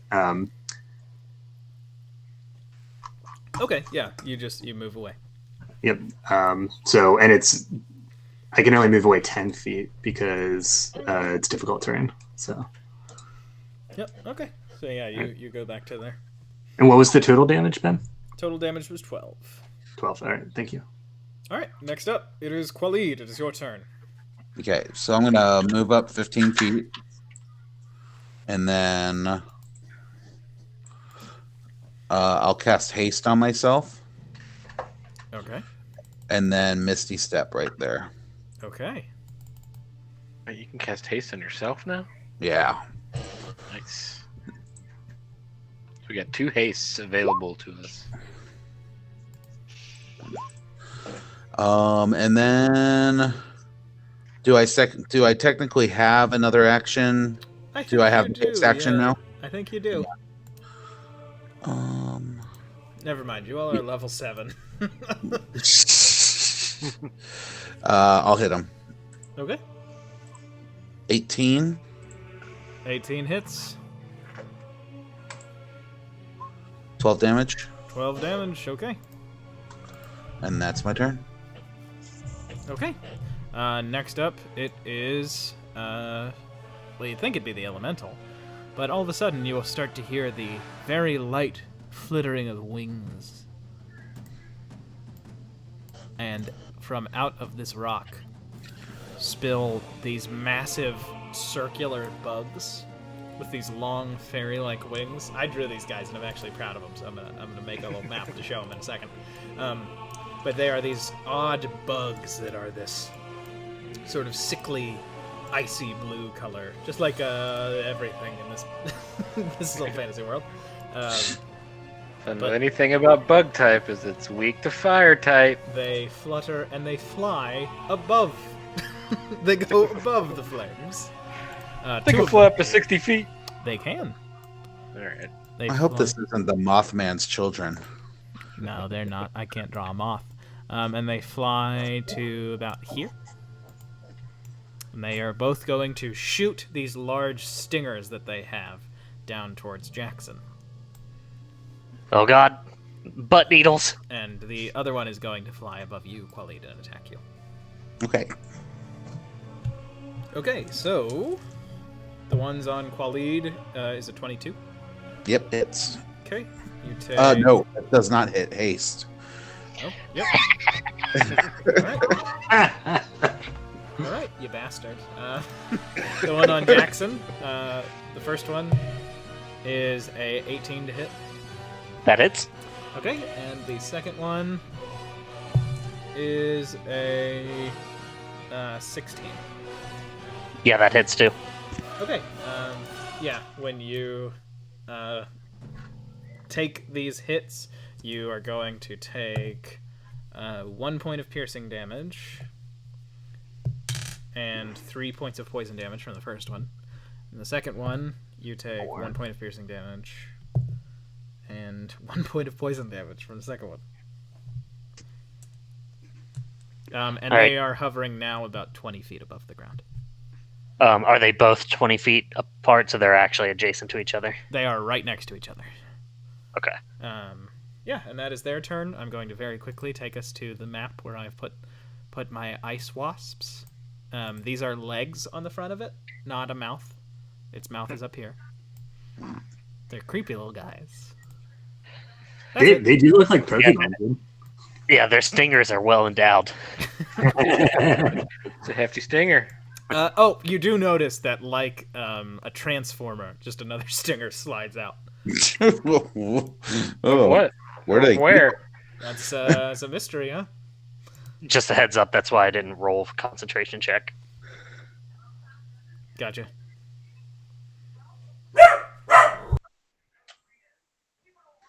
Okay, it is now your elemental's turn.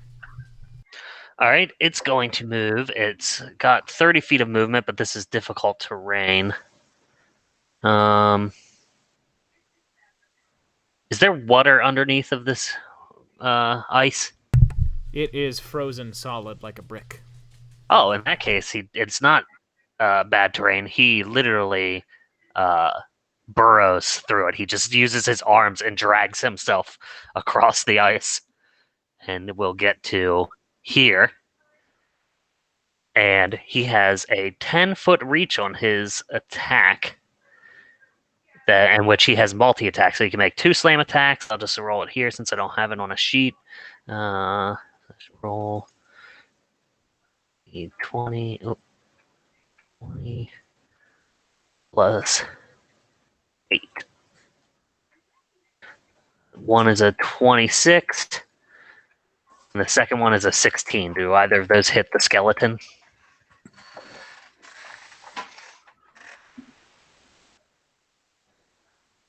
I think Ben's mad. I was muted. Like Donkey Kong, he lifts his forearms past Khalid and just bashes down twice. Well, I imagine that he does a double reach around on Khalid and just like both fists just like pound the just like vice grip the skeleton in the head. Yeah, it looks like he's giving Khalid Hugs a hug. Khalid. And then... Yeah. All right. So did you say both of those hit? Both of those will hit the skeleton. All right. So the damage is 2d8 plus 5. So the first one is going to do 10 bludgeoning damage, and the second one will do 18 bludgeoning damage. Okay. I think the skeleton might be dead. In which case, no, the skeleton is still standing, but very bloodied. All right, that's the elemental's turn. God, I fucking hate math. It's just the worst. All right, now we go back to the top of the order. Biff, it is your turn once again. Okay. I am going to viciously mock that fellow there. 4. Say, hey, you sure got a bony ass. Oh.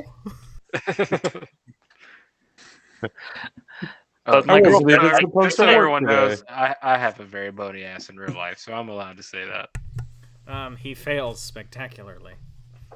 Because he knows Alright. you know it when you see it. And he's almost dead. Take that for psychic damage and have disadvantage on your next attack. Alright, next up, it is... Well, do you do anything else with your turn? No, that's it. Okay, next up, it is the turn of everybody's favorite Ranger Rogue combo, Zakar. Thanks for the intro, Ben. I will can I scramble up onto this rock with my movement, or would that take like an action? Oh, sorry, let me explain. All of these rocks, except for the really little one, they are roughly 20 feet high. Oh, okay. So they're not sloped at all. No, they are like peaks of mountains that have been frozen over. Like they are very, very tall and very steep. Okay. In that case, I will take a 5-foot step back here. Like you could climb it; it would just take. Yeah, sure. Right. And I will use my bonus action to focus my ire upon that creature. And then I will shoot at him with fail not. Okay. It's a 16 to hit. 16. Which creature are you attacking? The skeleton. Oh, the skeleton? Yeah, you hit. Okay. All right, that's 15. 2 fire. Okay. And He had 1 HP left. yeah. And then I think that the way the Slayer's Prey works is that when they die, I can move it to another character. Mhm. So I'm going to move it to this bug guy. And I will shoot at him with fail not Okay. for a 12 to hit. 12 does not hit. Okay. He just whizzes beneath it. Really quickly, I'll be right back. Can you all banter as the car finishes his turn? So what's going on with you, Rock Elemental? And you just hear, it looks like he opens his mouth, but you just hear what sounds like the horrifying, like, grinding of rocks on rocks.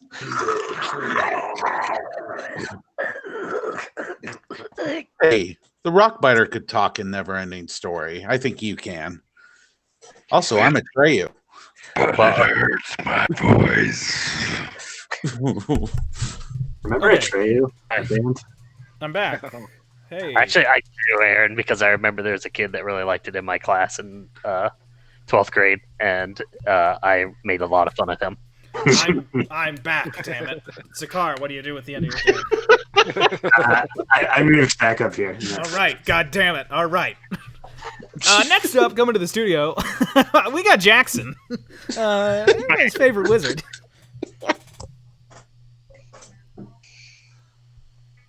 That was me queuing you up.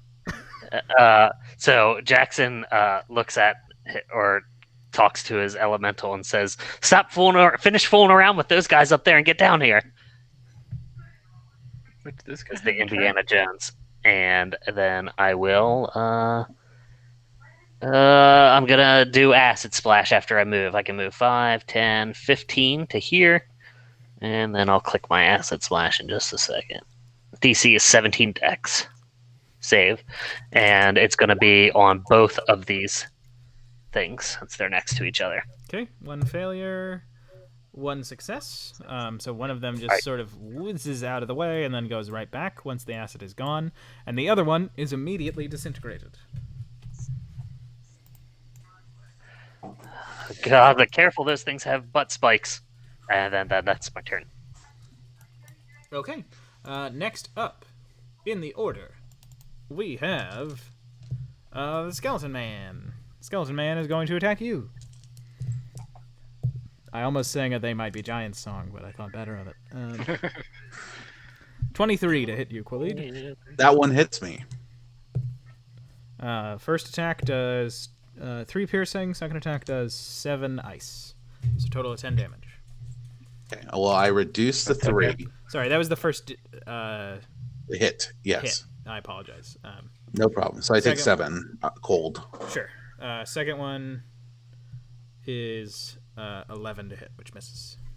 Yes. All right, and then it is your turn, Khalid. Was that this guy? That was this guy. Okay. He's gonna take 21 damage. And He's he not is dead. next to the fire. Or is he in the fire? He's ended within 10 feet on that side. Oh. So you'll Well, also I- take that damage if you end your turn within 10 feet of that fire. Well, I won't take but 21. no, I won't. I have to end my turn there, Yeah, not right. start it. But Okay. within 10 feet of that on that side. Okay. Then I'll go here. Okay. Yeah. And then I'm going to throw 2 javelin. I'm going to throw So I'll drop my sword on the ground. Is it my turn? Sorry. I got Yes, confused it is. after fire damage. It is your turn. Sorry. Okay. Javelin. 25. Yeah, 25 will hit. 11 damage. Second javelin. 13 damage. Wow. What are you? I mean, sorry, you're hitting bugs, right? Yeah, I'm hitting this bug guy. Okay, you hit both of the bugs and they're both killed. Okay, cool. All right. And then I high five the rock elemental with my Dude, that's third awesome, attack. by the way. You literally just like lob through the air over the firewall, over the rock, and it just lands down on that bug on the other side over here. yeah, that was pretty sick. Pretend that I narrated I think that through instead of the Nathaniel. Firewall, so it catches fire, and then Fiery javelin. But actually, it didn't happen because it was blocked by the firewall, which stops Yeah, you from time-wasting sites. I was away attacking this one. No, I'm just joking. You succeeded. Okay. Hey, good job, everybody! You won. Geltiorn did go this way. I'll start moving that way, and I'll send my elemental there too. Since my elemental can burrow, he can move, and he can move through rock. I Like it's I'll I drop. retrieve my mage killer and javelin. I'll drop firewall. Okay. And when you all... Oh, that was the wrong thing. When you all make your way through...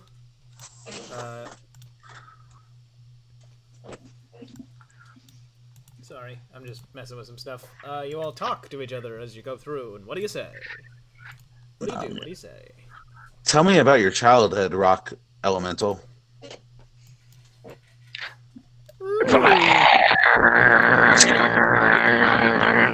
It only speaks Terran. Oh, fuck. I know Infernal. I was hoping it was Infernal. What he says in Terran, though, is they used to make fun of me when I was a sandstone boy. But now I'm igneous and everybody fears igneous, man. Yeah, your token move, Zach. Okay. I don't know. It's interesting. Let me retrieve this Earth Elemental, and then we'll move on to the next map. And as you all are moving, you start to feel like, are we going up?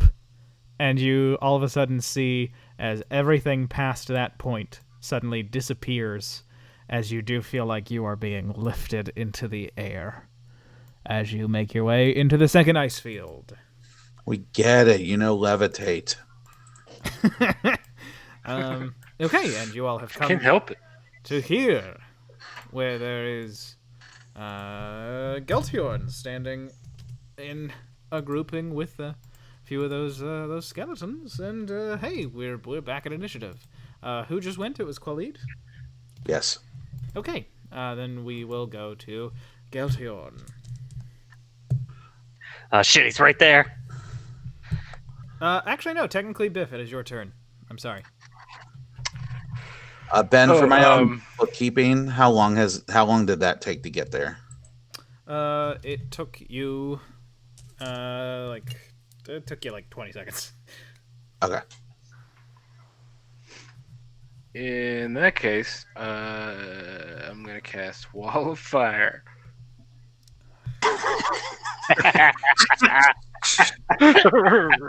Right here. Okay, what level do you cast it at? 4. Okay. No.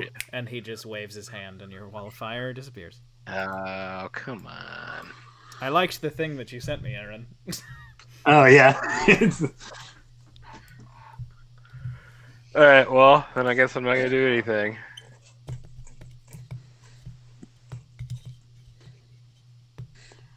Okay, you do stuff. Just do it back down. Yeah, just not this turn, alright? Just not this turn. You're just shy right His now. internet is lagging, and he's just having trouble keeping up in the simulation. There's some blinkers. Throw some blinkers in the chat. Okay, now it is his turn. And he is going to walk to here. And he is going to throw out both of his hands. And in it, you see that he begins to just sort of twist them around each other.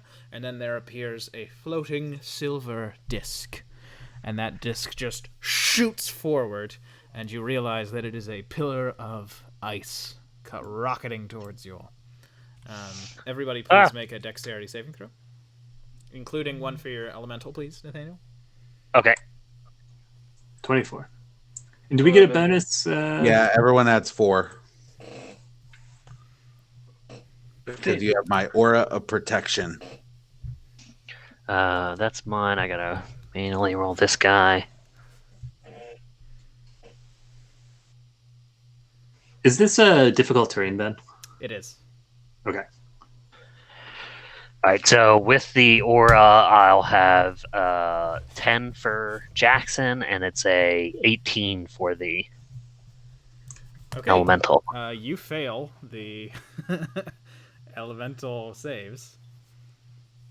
With the +4s, everybody but Biff and Jackson saves.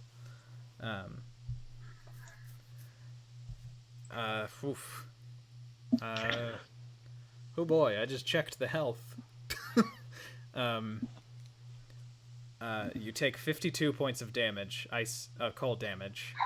Oh God! As the pillar of ice rocks past you. 54. You take 27. Those of you who succeeded. Wow. And I can half that additionally if I want. You can. Okay. I always forget, Ben. Do you round up or down? I round down. Down. Okay, thank you. I'm a pessimist when it comes to Dungeons and Dragons. In real life, I round up. But I'm very serious about my wizards. Jackson looks like he is nearly dead from being railed with that thing. All right, we've had 2 characters get railed. And now I know how Biff felt. That pillar of ice came right at my face. okay, next up, it is Zakar's turn. All right, my turn. I'm going to cast Hunter's Mark on this guy,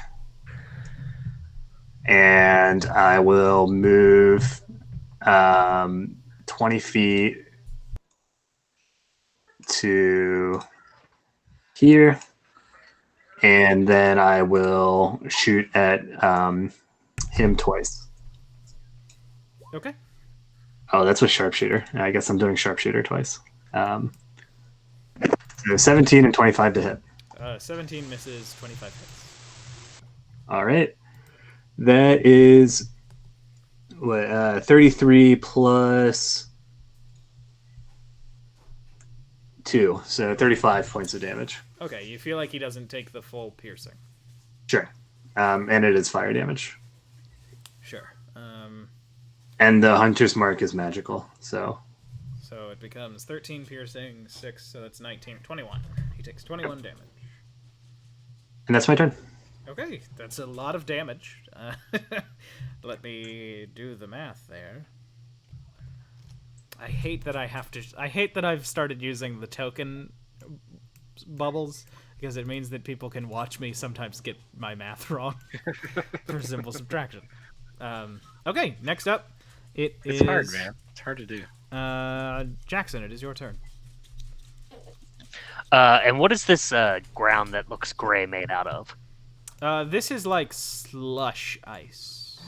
So I'm sorry, Zakar, if you wanted to move more, you all have 20 feet of movement here. Yeah, I'll move another, like, I guess half of 20 feet would be... Yeah. We'll stay there. I'll move there. Okay. Jackson. All right, I am going to... Let's see which one of these doesn't have concentration. I think they both do. Yeah, they do. Shit.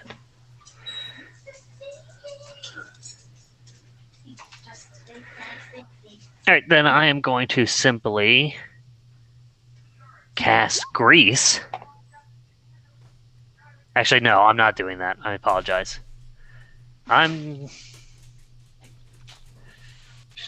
Shoot. This is where, if being one of these guys falls short. Alright, I'm just going to use Acid Splash on the same zombie that Zakar just attacked, or skeleton, the one at the very top. Oh, sorry, were And you then- attacking a skeleton, Zakar? Yeah, I was. I'm very sorry. Oh, then he took all of the damage, and he got hit twice. So I'm very sorry. Roll that damage for the second hit. So that All right, that's another 29 points of damage. Jeez. Okay, so you killed that skeleton. So yeah, Jackson, who do you acid splash instead? I'll do the other skeleton up here next to it. Okay.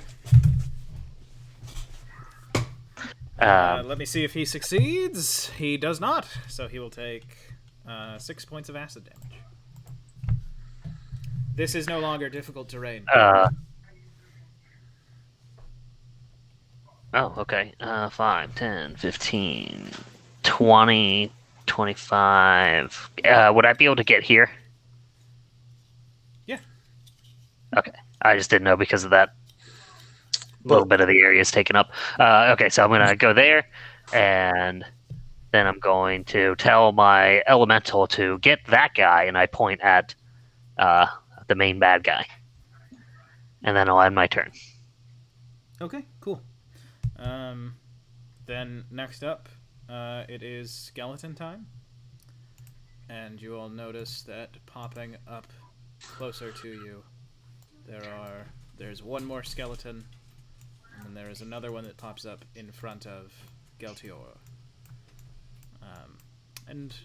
This one is going to move. He's going to dash and get next to Zakar. And this one is going to go around you, and he is going to attack your elemental.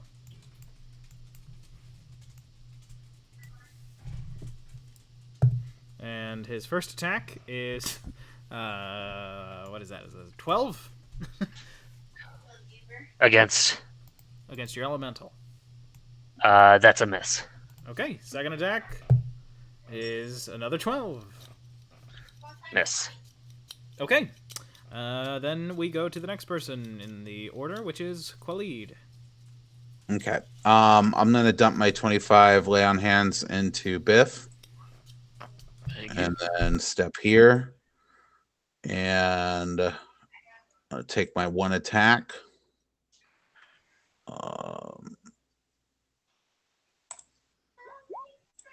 17. 17. Okay. Yeah, 17 will hit. Okay. I'm also gonna dump a divine smite. Okay. A level 1. So 11 damage total. Okay. Yeah, and he kind of withers underneath that blow. And that'll be the end of my turn. You have 2 attacks. No, I used my action to lay on hands. We're doing that as a bonus action to keep things moving. Okay. All Then healing is a bonus action. Then I technically have 3 attacks. You cool with that? Yep. Okay. 22 hits, 11 slashing. He's bloodied. 14 just hits. Oh. Another 11. Okay. He's looking mighty rough. And that'll be the end of my turn. Okay. Next up, it is not the elemental's turn, because guess what we've got? More of these ice wasps. And they just flutter up out of the slush. These 2 are going to go over here and are going to attack Zakar. And this one is going to fly over here and attack Jackson. First 2 at Zakar. Natural 1 for the first one. He explodes and dies. He accidentally sucked his finger too far up into himself. What actually happens is you watch as he like readies to shoot it down, and it just cracks, and it kind of goes like part of the shards sort of go into his lower body. The other one got a 26. Yep, that hits. Okay, you will take 4 piercing and 3 poison damage. All right. Okay, and the one that is attacking you, Jackson, he rolled an 8 to hit you. That misses. Thank you, armor. Thanks, armor.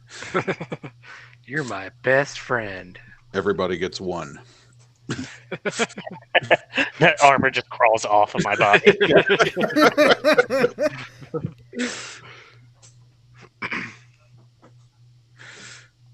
Okay, that was their turn. Now it's your elemental's turn.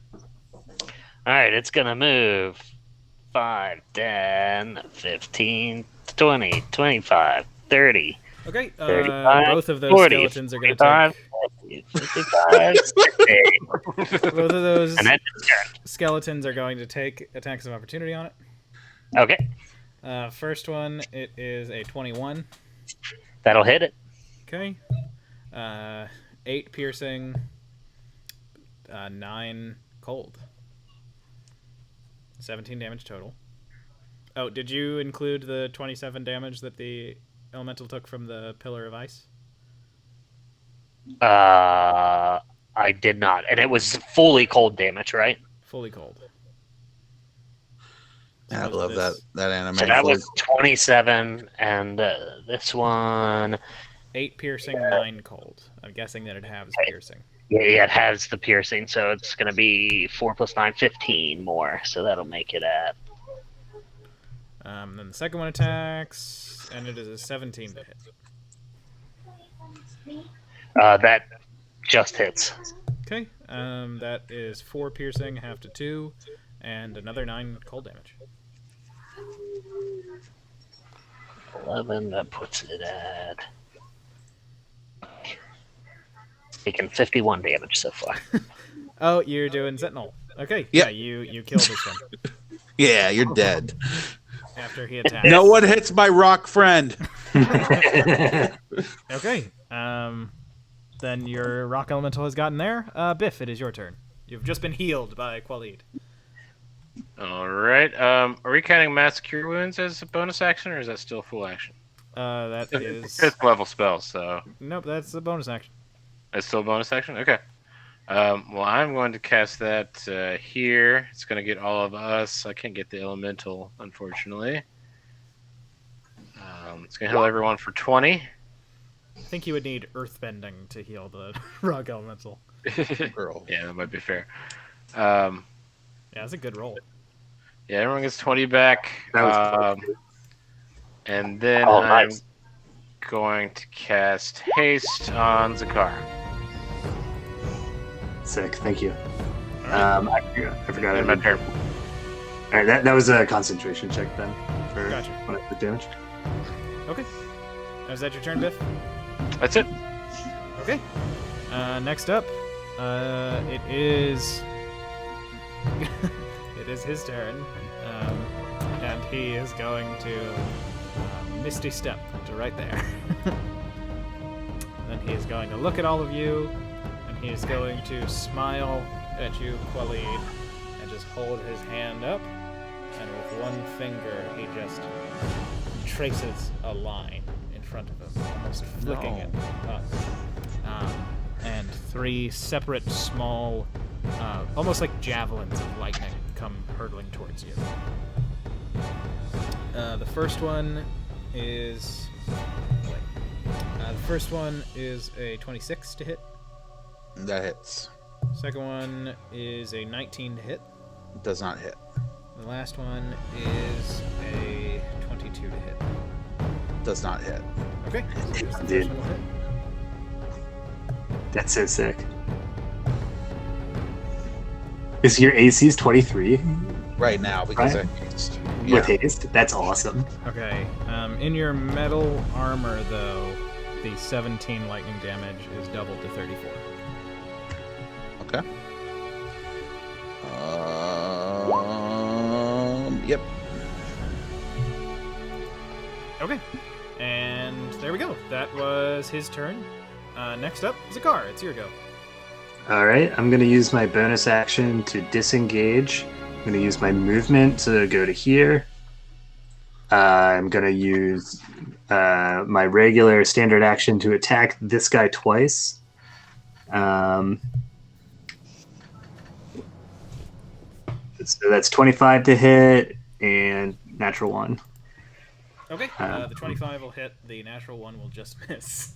I mean, the Sure. natural 1 misses automatically, but Yeah. it is one as AC.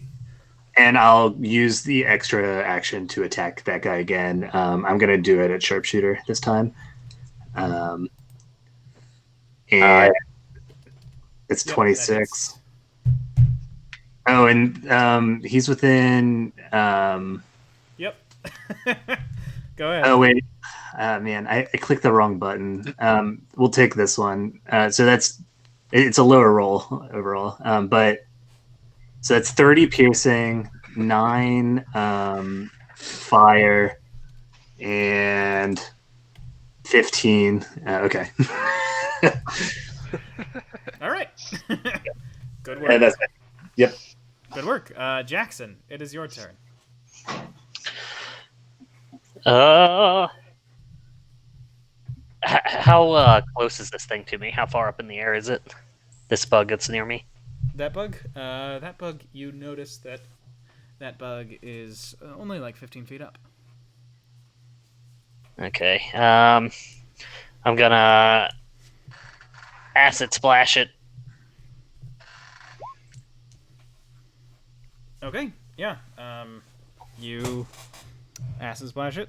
It fails, and it is dead. This thing's had I'm 2 going HP. to run 5, 10, 15, 20, 25, 30 feet and hide next to Biff.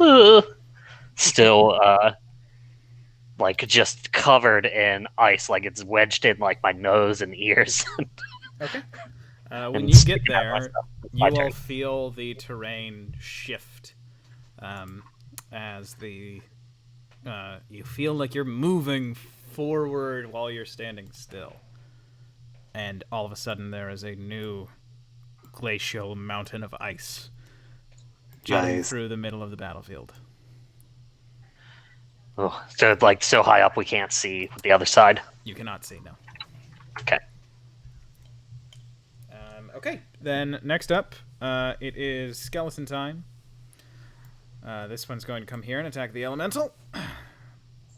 Okay. This one's going to come right here and attack Biff. And maybe some others appear, but you can't see them. Okay, next up. Well, let's do these attacks. Yeah. So first we'll do the 2 with the elemental.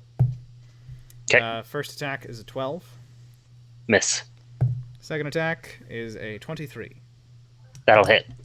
Okay. It is 4 piercing and 6 cold. So total of 8. Attack on Biff is first one is a 10. No good. Second one is a 21.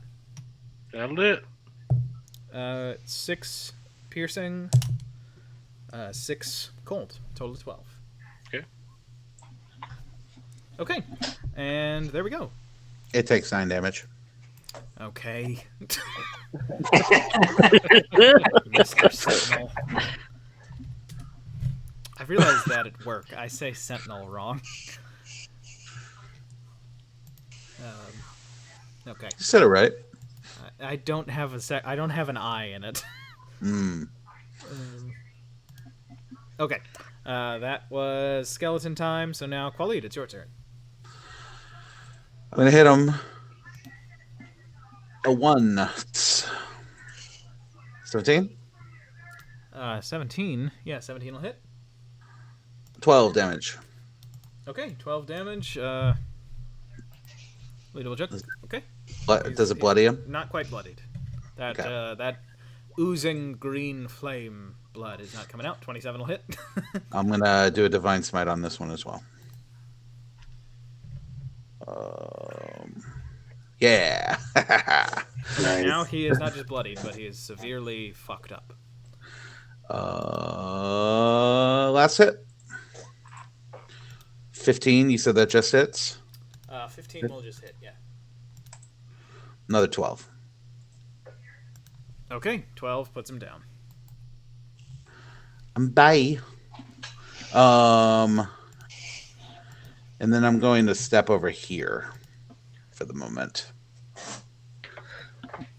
Okay. And all right.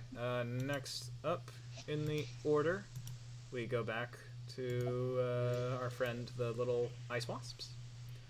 This one is going to fly above you, and he is just going to shoot his stinger right down. That is a natural 20. Aren't we excited, Zakar, for you to take 10 damage off of this nat 20? Well, no, hold on. You take 6 piercing. And okay, you take 12 poison damage. Pretty good roll for the little fella. Yeah, that is a pretty good roll. Yeah, I guess I'll take it. Okay. Next up, we go back to the top. Well, nope, sorry. Earth Elemental. Jackson, what does the Earth Elemental do? It's going to move 30 feet or 25 feet to here, and it's going to do its multi-attack double slam against this guy. So that is... Let me find it again. It's been a while. That one. A 26 to hit and a 17 to hit. Okay.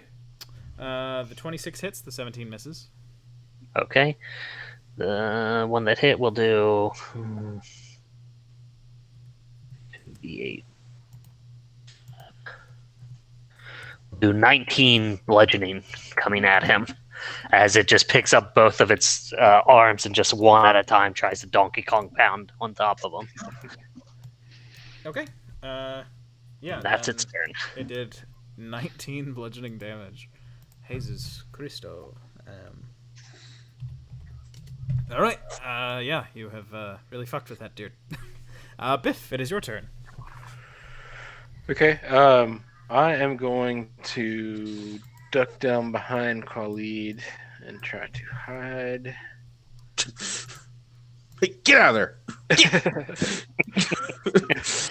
And I'm going to spend this turn really listening to the underlying music. I want to concentrate and see. I'm just trying to probe the limits of what I can do with my own music in this. Glad I reminded you to turn on the music. In this scenario, I just kind of want to probe the limits, see how much I can affect in this 6 seconds that I have to experiment. Okay. Yeah. You do hear that it is much more up-tempo and violent at the moment. You feel like you all have kind of drowned out the narration. Is there anything that I can play that affects this ice block at all? I mean, what do you think you want to play? Like, what am I hearing? What kind of is the music that we're hearing now? Is that representative of the music being played? It's a representative in that it's kind of the melody of the tune, but you're hearing like a polka version of this. Okay. I'm hearing the Weird Al cover of that song. I just want to play like the minor key of what they're doing, like the stuff that they're doing. I want to play, or the inverted chords of what they're doing, to see how it can affect the way this is all playing out. Okay. I don't know if I need to roll anything. Do I need make to a do performance for that? check. 26. Okay. When you play it, this flickers down for 6 seconds. You affect the melody to the point that the outcropping disappears down, and the battlefield is as it was once before. But now what you see around Geltior and the Earth Elemental is a whole lot of skeletons. Oh shit! What you do notice is they all seem to be cracked. Like they have a bunch of ice just sort of falling off of them. Okay. And you all have a turn where you now have a free, open battlefield. So until Biff's next turn, something really disgusting has happened because of Biff that won't make sense until the end of the fight. Okay, is that your turn, Biff? Yeah, that's it. Okay, then next I'll up... stay hidden behind Khalid. Next up, it is Galthorn's turn, and he is going to Misty Step away, and then he turns and runs. Damn it. Always running. Always a coward. I didn't Every make that. single I time. didn't listen. I didn't make a third map for us not to use it.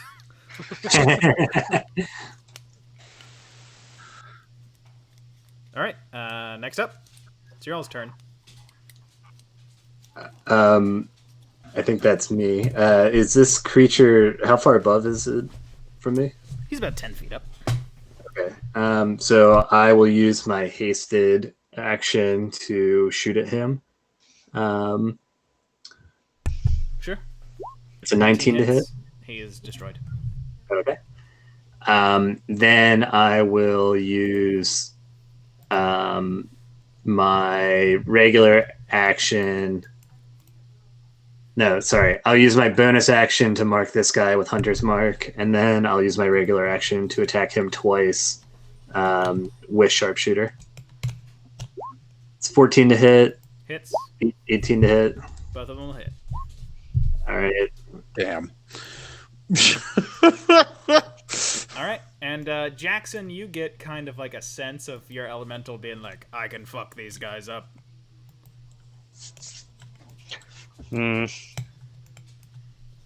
But Zakar, it's your turn.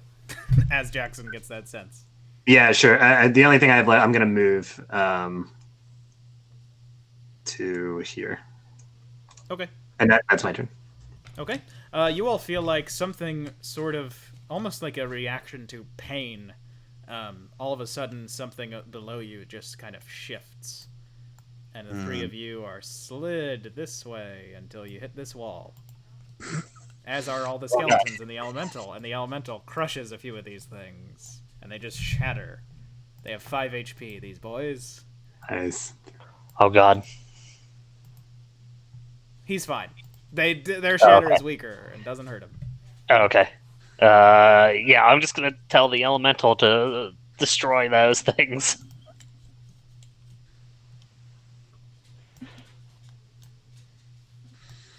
Okay, and you'll make it into the next map, and we speed up this fight. Everybody's gotta tell me what they're doing really quickly. Before I go into the next fight, I'm gonna cast Aura of Vitality on myself, or Okay, on sick. the world around me, Hell yeah. and I'm just gonna keep healing myself until you Fucking tell me to stop. Dope. And you all run in. You run in here. And this is just snow. It is perfectly fine to move. You won't be sliding. And you run up, and he seems to be catching his breath. You notice that he is bleeding.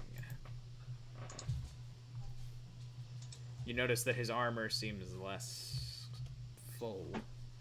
And that was most recently Zakar's turn, so Jackson, it's your turn. Is my elemental here at all? He has stayed behind to fuck up those skeletons. Okay.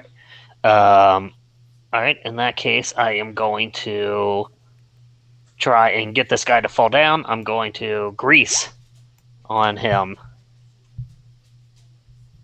Okay. Grease is the word, and you cast it. Yep. Let me see if he can stay up. He stays up. He got I'm a going to 19. put it here. Bam. But did he put up a fight? No. And I'm going to 5, 10, 15, or actually 5, 10, 15, 20, and then I'm going to... no, I don't want to do that. I'm just going to run to here and end my turn. Okay, next up, Khalid, it's your turn. Okay, from this spot, I'm going to whisper a vow of enmity at him. I'm going to step up to him. I'm going to hit him twice at advantage.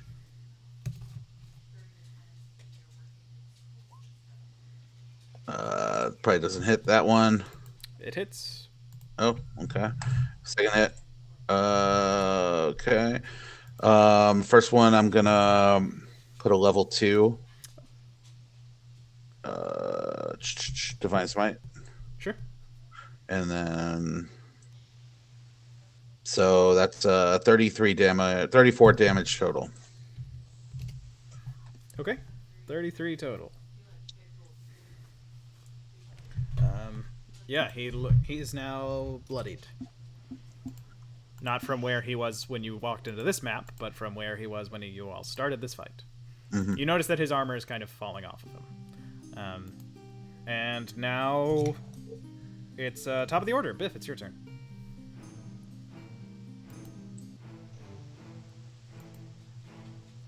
I think you might be muted. Alright, I'm going to cast second level healing word on Jackson for 12. Delicious. And I'm going to viciously mock this fellow. Say, hey, you'd think you'd be in better shape for as much as you like to run. Got him. Okay. You've really hurt his feelings, even if he succeeds. He doesn't. He takes 4 damage. And All disadvantage on his next attack. Disadvantage on next Yeah. attack. Yep, and he's going to Misty Step here. And once he gets there, not seemingly reacting to him, the map changes again. And you can't see him. This map changing is really sick, Ben. Yeah. Thank Yeah, you. it's It's how I designed this fight. And I'm sorry that we're rushing through the end of it so that we can get to the other exciting thing that I wanted to have happen in this session. Next up, it is... yeah, you can move there. You can move there. Okay. Khalid, it's your turn. Wait, no, Okay. it's not. No, what it's am I not. saying? Zakar, it's your turn. All right, I'm going to start out just by moving. So that's 15 here, and 25 here. I have 40 feet of movement. I can see him now, Ben. I have line of sight on him. Yep. Or no? You have line of sight. Okay. In that case, I will go ahead and attack him 3 times. We'll do 1 at sharpshooter, the rest regular. It's 11 to hit, 13 to hit, 31 to hit. Okay, 31 is the only one that hits. All right, and it only does 14 points of damage. And then I will use my bonus action to dash to this corner here. 31's not even a critical. Yeah. All right, Okay. that's my turn. Next up, it is Khalid. It's your turn. Okay. Bonus action, Misty Step here. Walk up.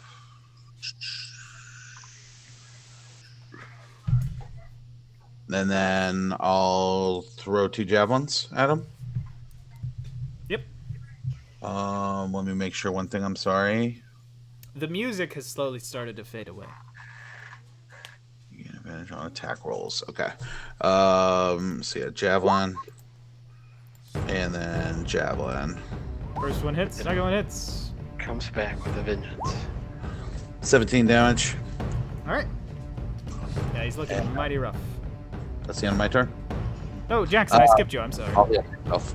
Jackson, it's What's your that? turn. Jackson, I skipped you by accident. I'm sorry. Oh, okay. I'm going to Misty Step to here, and then I'm going to run up to here. Can I see him from here? Yeah. and I'm going to cast Flaming Sphere at level 5, Oh no! No! which is also terrible because that means the elemental in the other room is no longer under my control and is not friendly to us because I'm dropping concentration for this. It's okay. There were more skeletons, so he's surrounded again. Alright. So, yeah, he needs to make a DC of 17 dex save. He has failed. Alright, so he'll take the 12 fire damage total, as this flaming sphere is going to pop up right behind him. Okay. Yeah, he is. He is relative to where he started. He is extremely fucked up. As Biff, it is your turn. Okay. I would like to run up here, kind of bounce off Quali's shoulder while drawing Tree Needle, and kind of thrust. How can we get here? Thrust my rapier into his neck region for an 18 to hit. Nice. Okay, For 18 piercing. hits. Go ahead and double that. Alright. Because Tree Needle is made of wood, right? Yes. Okay, yeah, double it. So it's So, 16 damage. 16. Yep, he is literally about to collapse. Alright. As it And is then, his yeah, turn. I just scream in his face. As it is his turn, and he is going to reach out to you and try to cast an extremely high level inflict wounds. But he got a 11 to hit you. Yeah, I won't do it. All right. Then next up, it's old Zakar. All right. Bonus action hide. 20 stealth. Then I'm going to use my movement to pop out here. Do I have advantage? You do. Okay. I'm going to attack with sharpshooter for all 3 of my attacks. All right, I would say just roll the first one. He needs to roll another dex save for my flaming sphere, too. Oh, I apologize. He succeeded, so I'll Because take the half end of his damage, turn right? there. Alright, then he will take half of 17 in fire damage. Okay, so sorry, Zakar, but for the second time, a flaming sphere has killed someone before you could attack them. And as soon as you have killed him, you all are no longer in this ice world.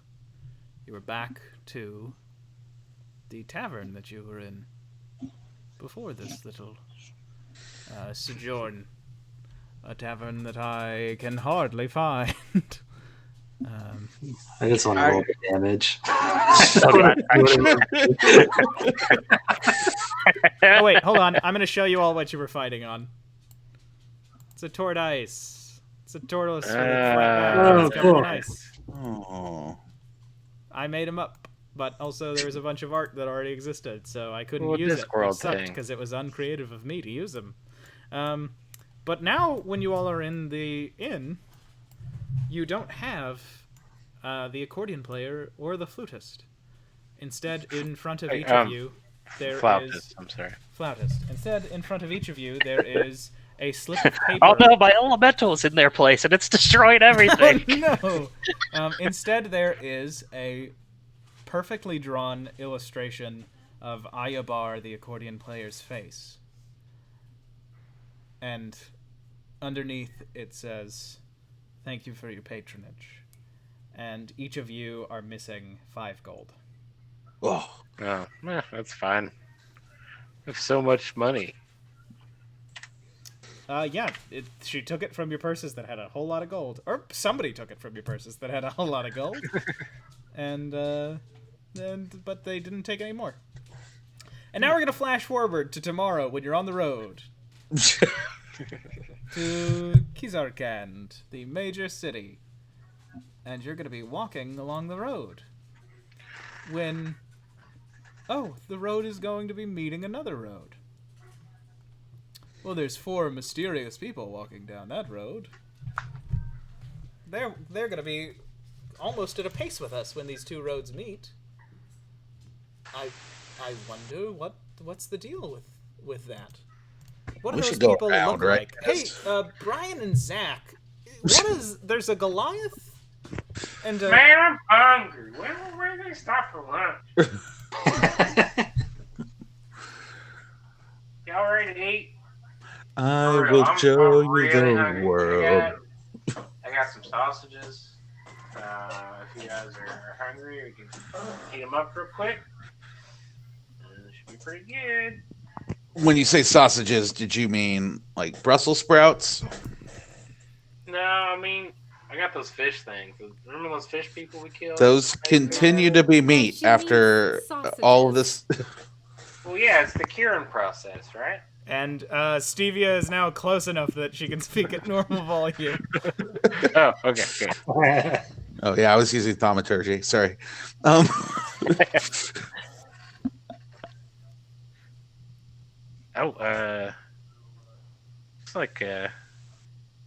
Looks like some other fellers up the road a bit.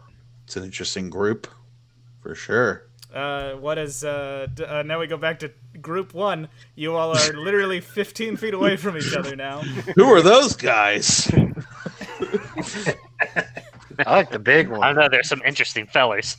Biff, I only want to hear your opinion on them. Go ahead. The big one is definitely the best. It's everyone's favorite, I'm sure. Hey, you guys look like you would really hit it off. You just say hi to him. Oh, I'm going to.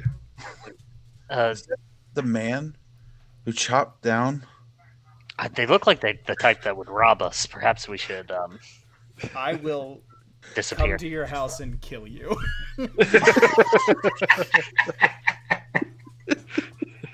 Why are we stopped and staring at other people? Why can't we just continue walking? Well, Aren't you struck it by happens them? so rarely. We gotta. It always seems important every time we do. Look at that mustache. Do you Look see at it? that. I'm right here. You can. No, I'm Thank talking you. about Thank the you. weird scribbly pencil mustache. Oh, Yours Really? is great. But this is my lady tickler. Jesus Christ. Jackson, I told you about that one, man. You can't call it that. I'd like to die now. Oh, please. it's my non-gender based tickler. No, No. that's not the part that's I go rough. catatonic. So, Adventure Group 1, what you are looking at is 3 half-elves. 2 of them basically very, very clearly brothers. Just one of them very muscular and with some scruff. The other one, long hair, very thin gentleman. Then there is a half-elf who has very similar features, but she is blonde, so she looks a little bit different. She is also much shorter than the 2 of them. And then you see there is a massive, powerfully built Goliath woman. All 4 of them have sort of magenta maroon marks across their face. The Thorns, what you all are seeing, is a ragtag bunch of ne'er-do-wells. There is a very tall, masked, human-sized man. His mask has sort of a elven bend to it. There is a very wispy, crustached wizard. There is a short halfling person with purple hair and a... Does Biff wear makeup on the road? Yeah, I'm also still wearing that like quarter piece of minotaur skull with the one horn. Oh, over my gotcha. face, Nice. And then you do see a magnificent man with the best mustache you've ever seen. Truly. my character is Zakar.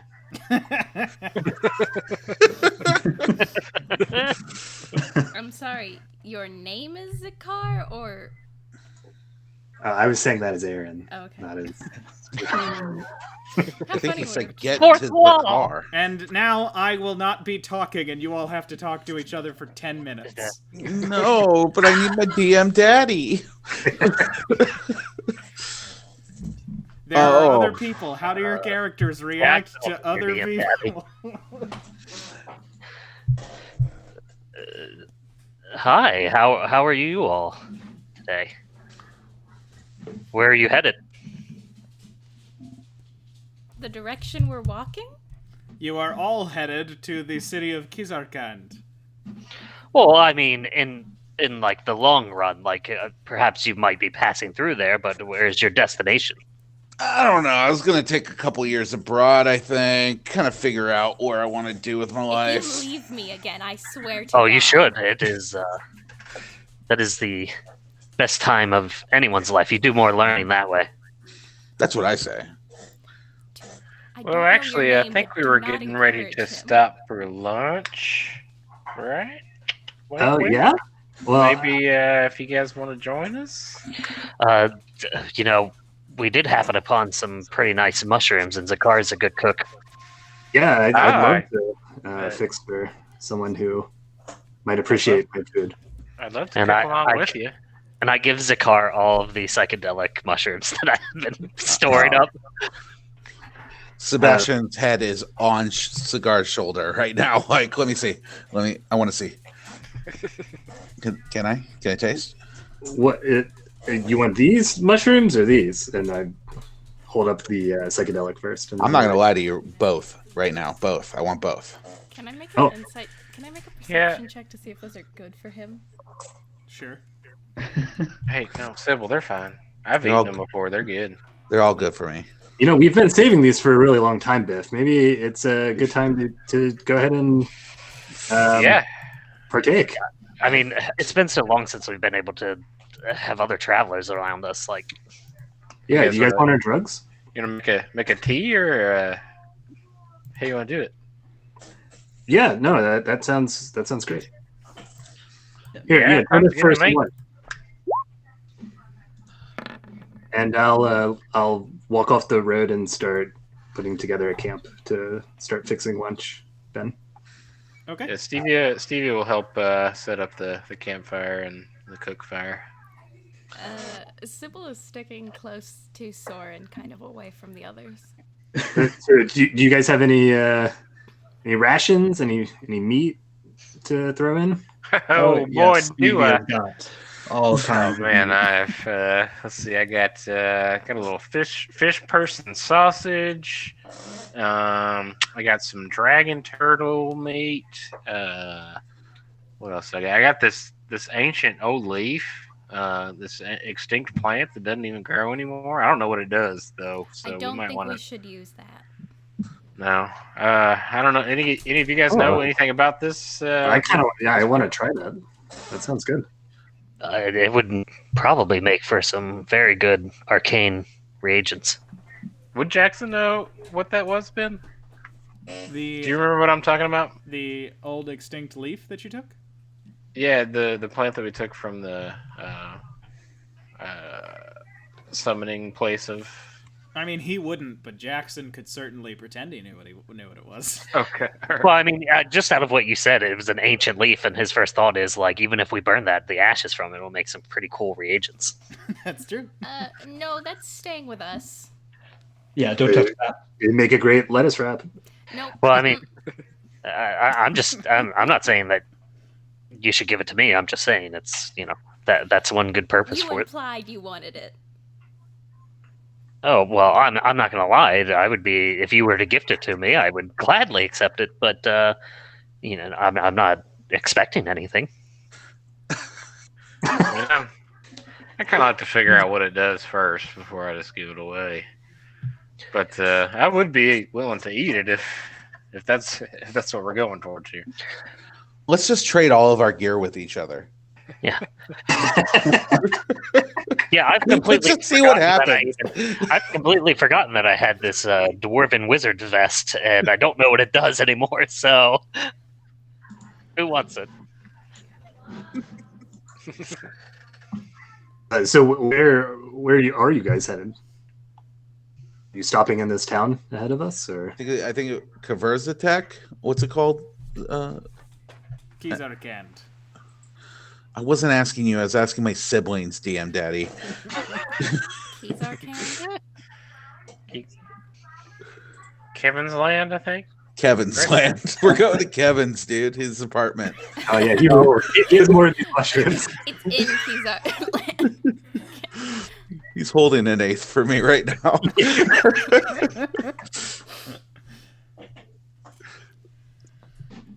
Yeah, we're going there.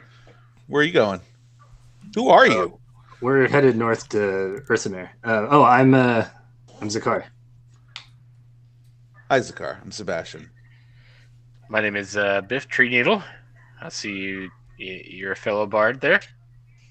Yeah, my name's Sybil. Oh, if you wanna play some music, we can make this trip go a lot faster. Sure. I will warn you, Biff here is a little competitive when it comes to other musicians. Yeah, and Qualid says you may want to like attach a little cord to your arm on your instrument. Well, I mean, Wait, which instrument? not quite as drunk as I was last night yet, but if we're sitting out for lunch, we'll see how it goes. But yeah, if you want to play along, I can definitely set a rhythm for us. Go ahead. I'll start cranking out a jaunty little tune on the dulcimer. Sybil's gonna whip out her flute, one of her many instruments, and begin playing. Actually, I'm gonna transition into a prog rock introspective version of Meet the Man Who Chopped 1,000 Trees Down with His Golden Axe. Whoa. How does he? How do they know that? How do they know that? It's been like 3 days. Wait, No, Yes. it has been like you all stayed in that town for like a week. Yeah, I wasn't there. Oh yeah, sorry. Soren was very absent. We of created a Soren's been in a socialist fugue society. state since he was enveloped by his lightning dad. Yeah. So yeah, Sybil, you hear Biff playing a song that you wrote. Meet the man who chopped 1,000 trees down with his How did you golden hear that? axe. How did you know that song? And I'm like humming along with it because he's played it a couple of times now. You guys know this one? It's I wrote Sweet. it. No, Biff wrote it. He's been playing it all week. Oh no, I heard it in another tavern we were in. I just thought it was really catchy. I didn't. Oh, really? You wrote this song? Yes. Sybil All right. crumbles to the floor, completely humiliated.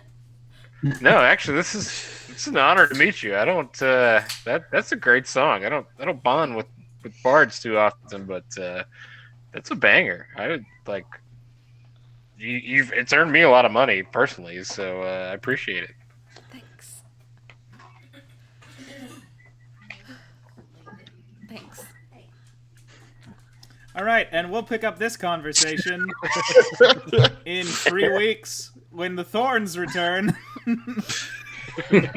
And I'm gonna steer the conversation so that it makes sense for the groups to decide to do little team-ups. And not just stand at a distance and talk about each other. Bye, everybody. This has been the Sunken World Saga. We'll see.